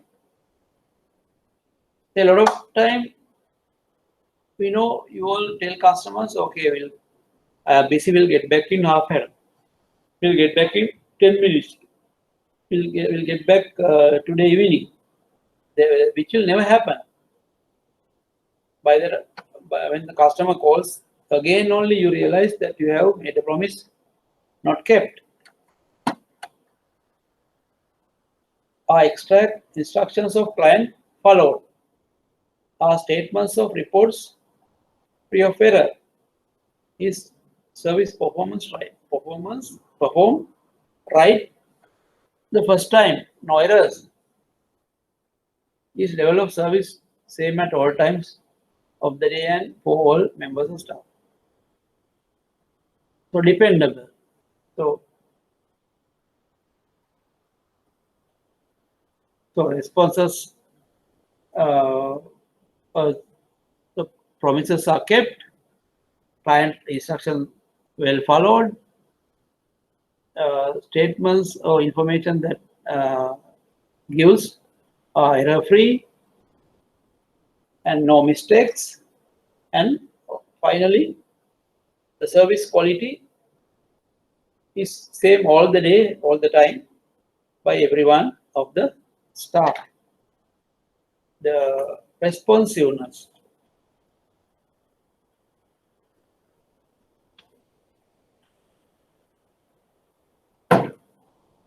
Willingness to help customers and to provide prompt service. When there is a problem, does organization respond to it quickly? Are staff willing to willing to answer client questions? Are specific times for service accomplishment given to clients? Are public situations treated with care and seriousness? The thing is here, always the customers come for certain requirement, and staff should show they are willing to help them all the time, willing to help and support and provide service all the time. Sometimes we have seen some customers, staff are evading the customers. When customers come, they ignore. They don't show any eagerness to or willingness to help the customer, which is very very discouraging in the eyes of the customers and very dissatisfying in the eyes of the customer. So your less willingness or your lackluster nature, your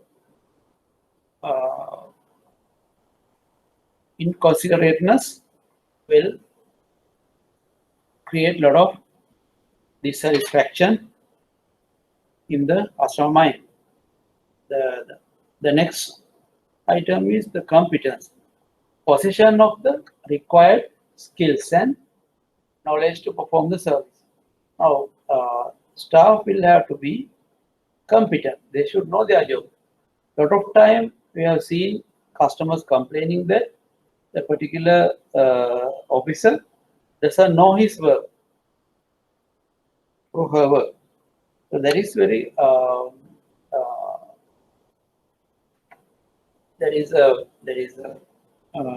something that should not happen, should not be exposed to the customer. Right?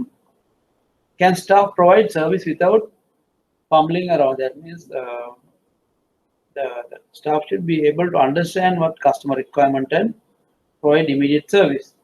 All materials provided appropriate and up to date. Can staff use the technology quickly and skillfully? Does staff appear to know what they are doing? So competence means ability to perform a certain task skillfully and competent. Right? So staff competence is a key factor to create customer service quality. Courtesy of staff, politeness, respect, consideration, and friendliness of contact personnel means staff. Does staff member have a pleasant demeanor? Does staff refrain from acting busy or being rude when clients ask questions? Are those who answer the telephone considerate or polite? So even you answer the phone, you have to be very polite and considerating. Right?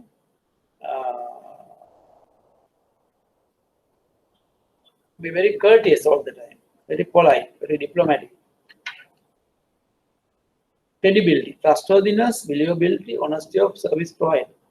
Again, the customers expect us to be honest and trustworthy. They should be able to believe us. Does service organization have a good reputation? Do staff members refrain from pressing the client? Are responses given accurate and consistent with other reliable sources? Does the organization guarantee its service? You know, the credibility is the trustworthiness and believability that your organization create. But if you have a bad reputation in the past, it will be very, very difficult. Be very careful, extra careful when you have had a bad reputation sometime before. And also staff members refrain from pressurizing the clients. This is a very not very ethical, even to pressurize customers. But you have to be firm and get whatever requirements, whatever information that you require. But it has to be done in a diplomatic, more professional manner to ensure that customer doesn't feel bad. Security, free from danger, risk or doubt. Is it safe to enter the premises and to use the equipment? All documents and other information provided for the client held securely. Are use records of clients safe from unauthorized use? Can client be confident that service provided was done correctly? You know, sometimes we have seen customer documents have been misplaced many times. the transfer reads CR copies or CR vehicle CR. Sometimes gold items have been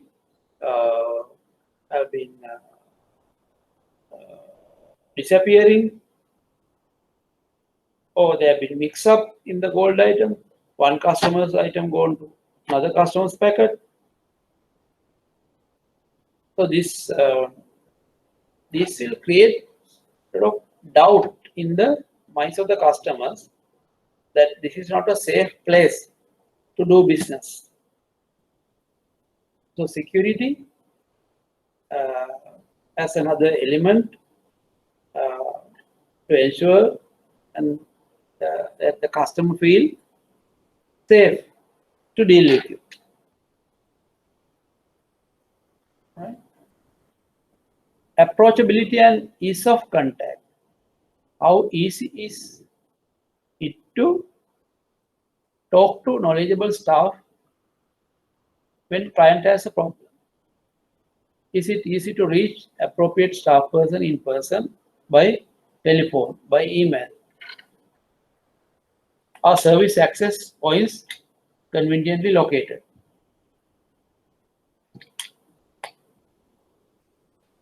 You know, accessibility in terms of physical accessibility or online or telephone is something that customers, so you have to make sure your customers can contact you without a hassle.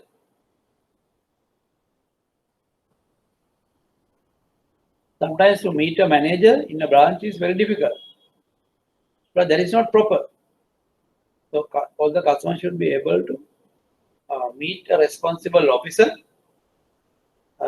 within a short time if they wish to do so. So make sure that accessibility is also created properly. Communication, listening to customers and acknowledging their comments, keeping customer informed in a language they can understand. So sometimes what happens is some of our staff members, when they talk, customers get confused.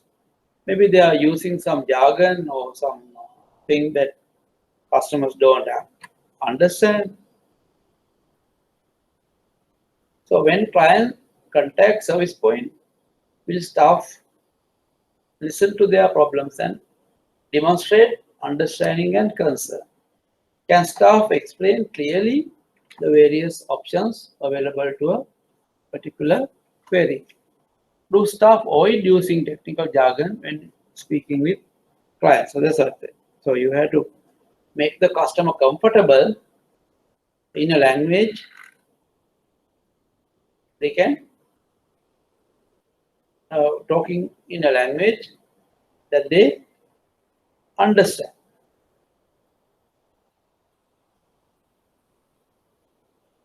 So the whole thing is about making the customer comfortable to deal with you. Some staff members, you see, if customer is talking in Sinhala, you have to talk to the person in Sinhala. So sometimes when a customer talks in Sinhala, our staff members start talking in English.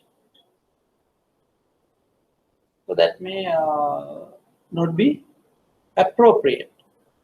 And sometimes staff members using various technical words which they don't understand, which customers don't understand.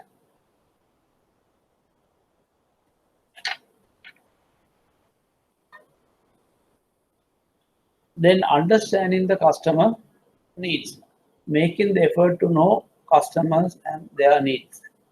Does someone on staff recognize each regular client and address them by name?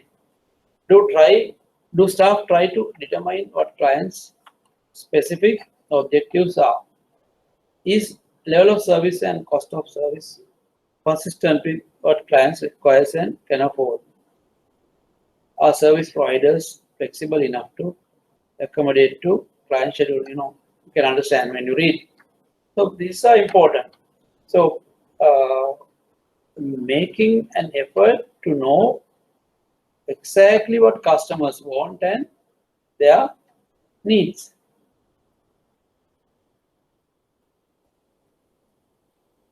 Now, the first point is, does someone on staff recognize each regular client and address them by name? So this also important thing.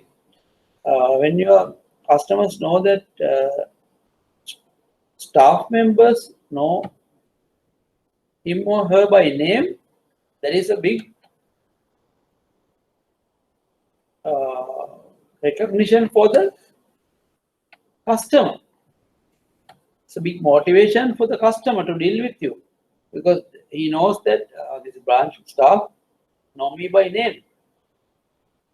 So I'm an important person in this branch. So that feeling of recognition will motivate him to deal with you more and more with your branch.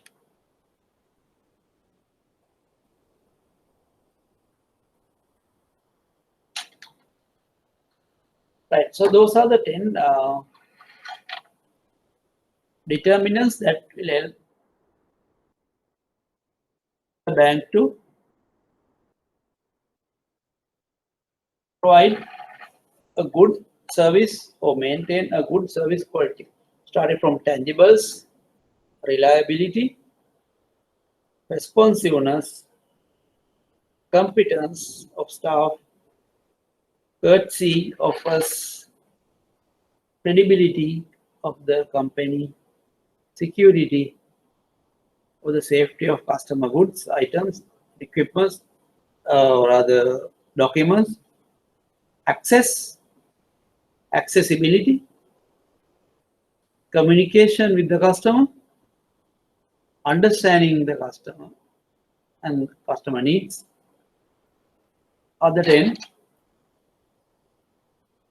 determinants of service skills. So remember the gap model, the gaps, 5 gaps that were identified, and as a solution, the so-called model was introduced. The so-called model has 10 determinants, which are known as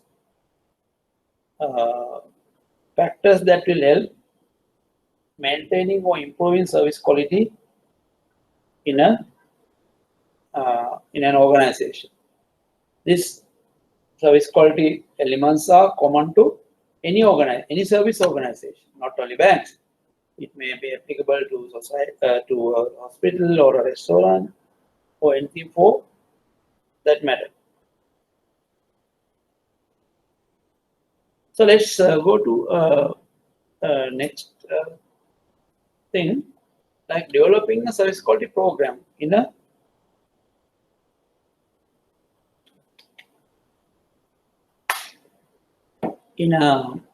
branch situation. Supply strong leadership and team culture.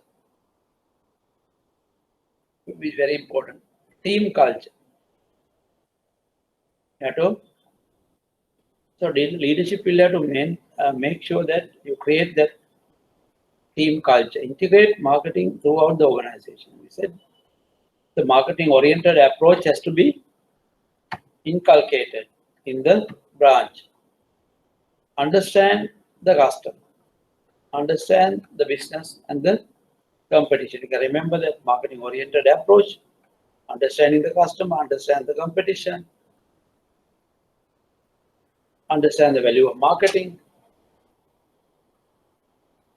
So leverage the freedom factor, use appropriate technology. So freedom factor means for staff, you staff the independence, independently work and provide good service.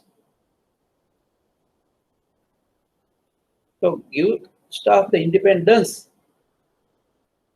to act accordingly with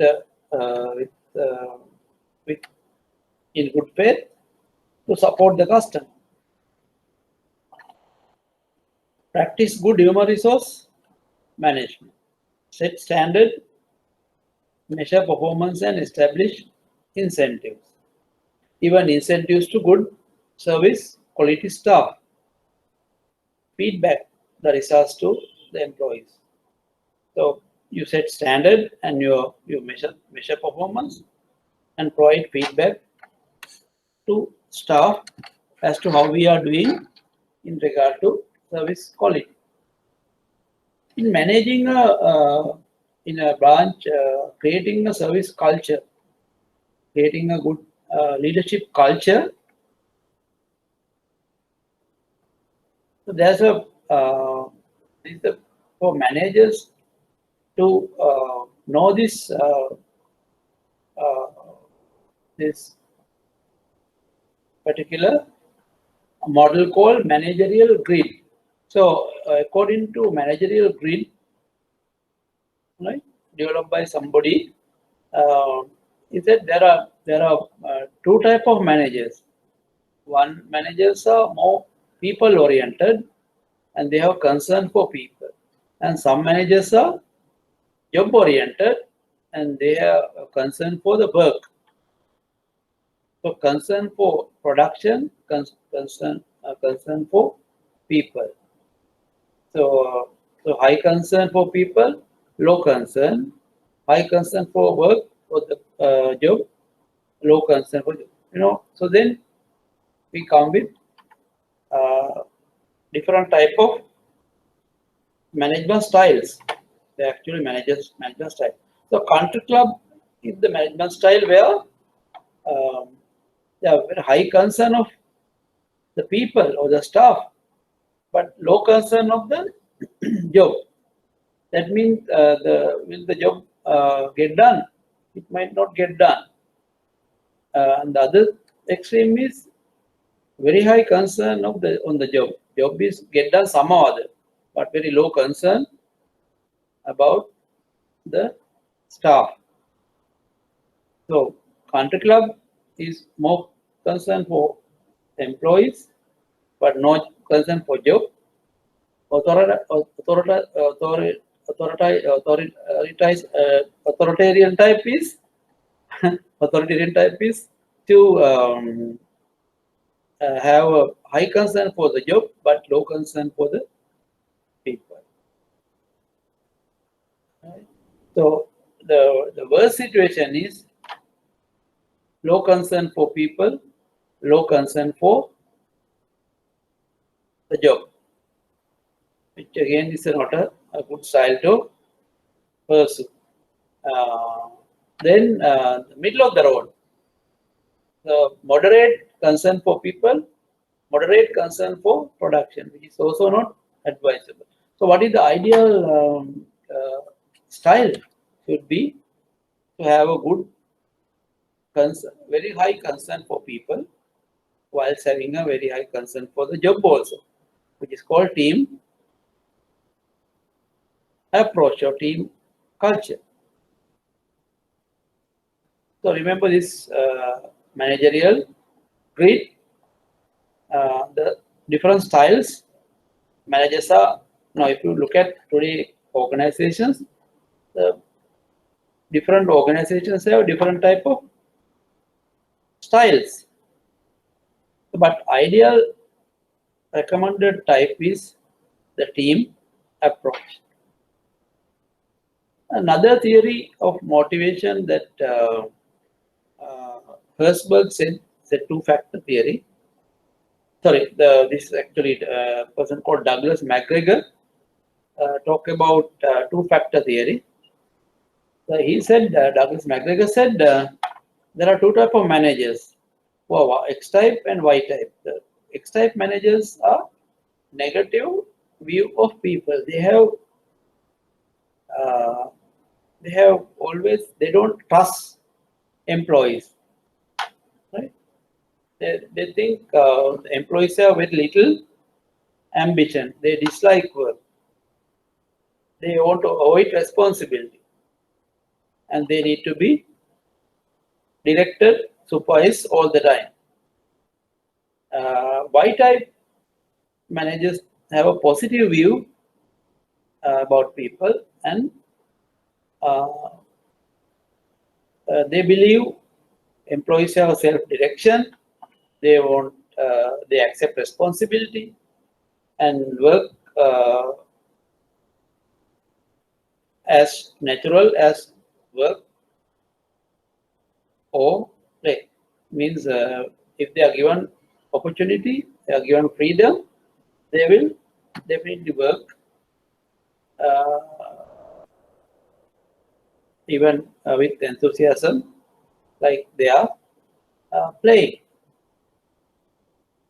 Right? So two styles, X type, Y type.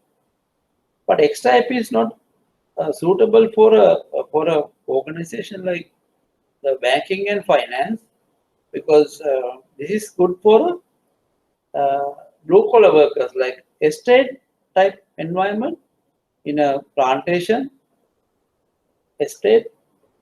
This might work, but in a white collar worker environment, theory Y will be more appropriate and give more positive results for the manager. So Douglas McGregor said managers have two approaches, and they have two types. There are two types of managers, X type and Y type. But Y type would be more successful, he said. And the other motivation theory was something that was put up by Frederick Herzberg. He said in how the employees can be motivated to do better. There are motivating factors and there are hygiene factors. Now, hygiene factors are, he said, they won't motivate people, but they will reduce this dissatisfaction. So the hygiene factors are also to be there, because if hygiene factors are not there, then the staff may be it might reduce. Proper hygiene factors might reduce dissatisfaction, but it might not motivate people. But what are the motivating factors according to Herzberg? He said you can motivate staff by the feeling of achievement, feeling of recognition, satisfying work itself, giving more responsibility, and having some career advancement are the things that will motivate. So as managers, we have to understand. So these are the things that will motivate staff. These are the things that will reduce dissatisfaction. That means if there are no proper company policies, they will be unhappy. If there are no proper supervision, they'll be unhappy. If there are no proper salary, proper allowance, they will be unhappy. And working condition, they'll be unhappy. Right? But just giving a salary, Herzberg said, you can't motivate a person. Right? You can reduce dissatisfaction, but to motivate, he said, staff should feel these things. Right? So internal marketing. Therefore, now you identify, you understand the internal marketing, the marketing concepts applied within the branch, within the organization. I call internal marketing. I call internal marketing concepts. So employees must have a customer service attitude. Employees must understand your product. Employees must be enthused about your product and your company. There must be good communication between employees and management. employees must be able to identify and solve customer problems. So internal marketing is to ensure employees are motivated for customer-oriented and voice-minded performance. And internal marketing will help retaining good employees. It will increase customer satisfaction and the profits. Internal marketing process, how to develop an internal marketing process or internal marketing environment. Establishing a service culture, development of marketing approach to human resource management, dissemination of marketing information to employees, implementation of a reward recognition program. So the internal marketing, good internal marketing processes to create a culture and develop good human resource approach and share marketing information with the employees, good communication mechanism to feed employees with current changes in the marketplace and customer requirements, and also have a reward system and recognition program for employees so that good employees are benefited.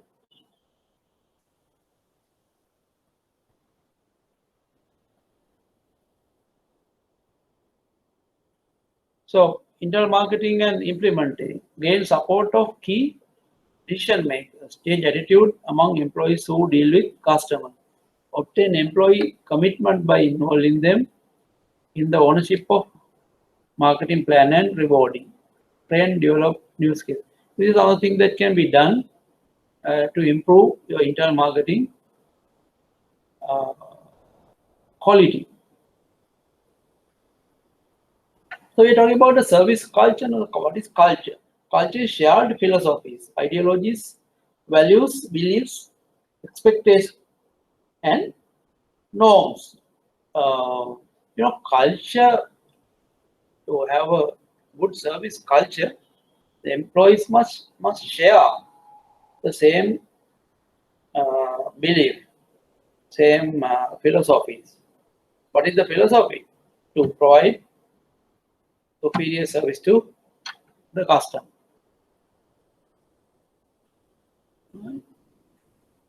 So establish a service culture, developing a customer-oriented organization, business mission, managers, supervisors, and others to accept it. Develop service-oriented management and leadership, service culture. Management encourages service mindedness and customer orientation of the employees. So these are needed in creating, and also in a customer oriented organization, the traditional organization, you have corporate management, general manager, department, super, the customers at the bottom. So here the focus on customer. It's just a different approach. The customer is at the bottom, but in a service oriented organization, customers are at the top. The customer at the top, and then comes the other staff. So it should be upside down approach, where your customer should be treated as the priority, and the organization should get together, or the employee should get together to provide the superior service to the customer. Development of a marketing approach to human resource management. Human systems need some central theme or themes around which behavior can revolve. Developing a service culture usually means a change in management behavior, and these are now the sayings with regard to service culture. So these things you can read. I mean, these are just to have some knowledge as to how you can develop marketing approach to HR and marketing information to employees. So, and then let's look at another concept called relationship marketing. So what is relationship marketing? It is the process of creating, maintaining, and enhancing strong, value-laden relationships with customers and other stakeholders. Relationship marketing is the process of creating, maintaining, enhancing strong, value-laden relationship with customers and other stakeholders. So in a relationship marketing environment, there's no mass marketing aimed at individuals. Customer retention, not attraction. Long-term, ongoing relationship. Regular customer contact. Spirit of trust. Quality is the concern of all. So in a relationship marketing environment, these are the ingredients that should be in. The comparison of traditional marketing versus relationship marketing. Then comes a concept called the relationship marketing ladder. You know, when we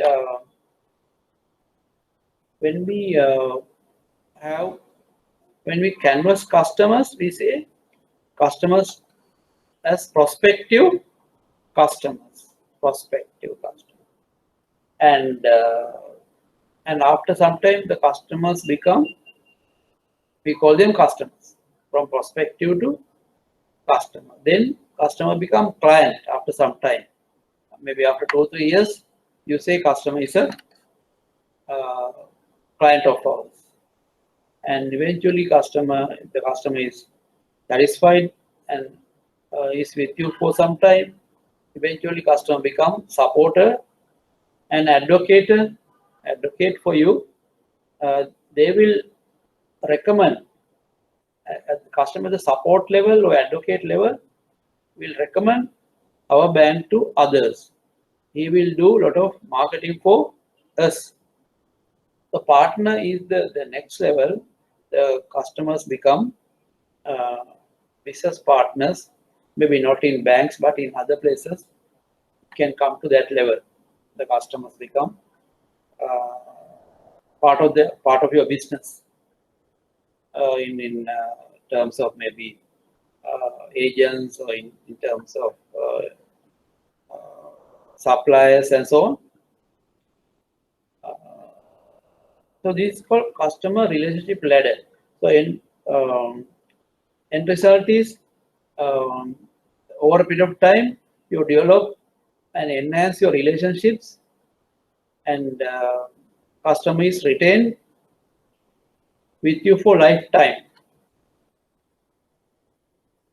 So remember the steps: the prospective customer, then the customer, the client, the supporter, advocate, and the highest level is even customer become part of your business partner.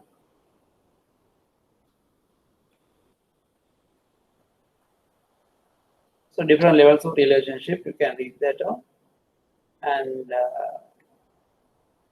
right, so that's the tute, which is tute number 8. So what shall we do now? We have done completed the 8 tutes. I hope you will run through the tutes when you have leisure time.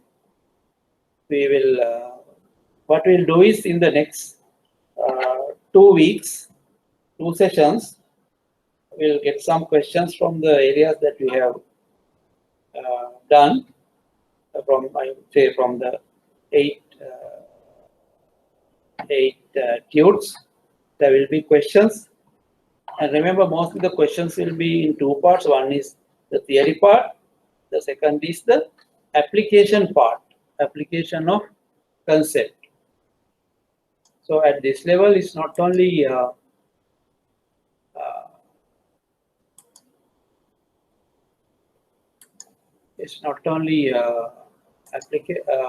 theory that you are looking at, but also you are looking at the application of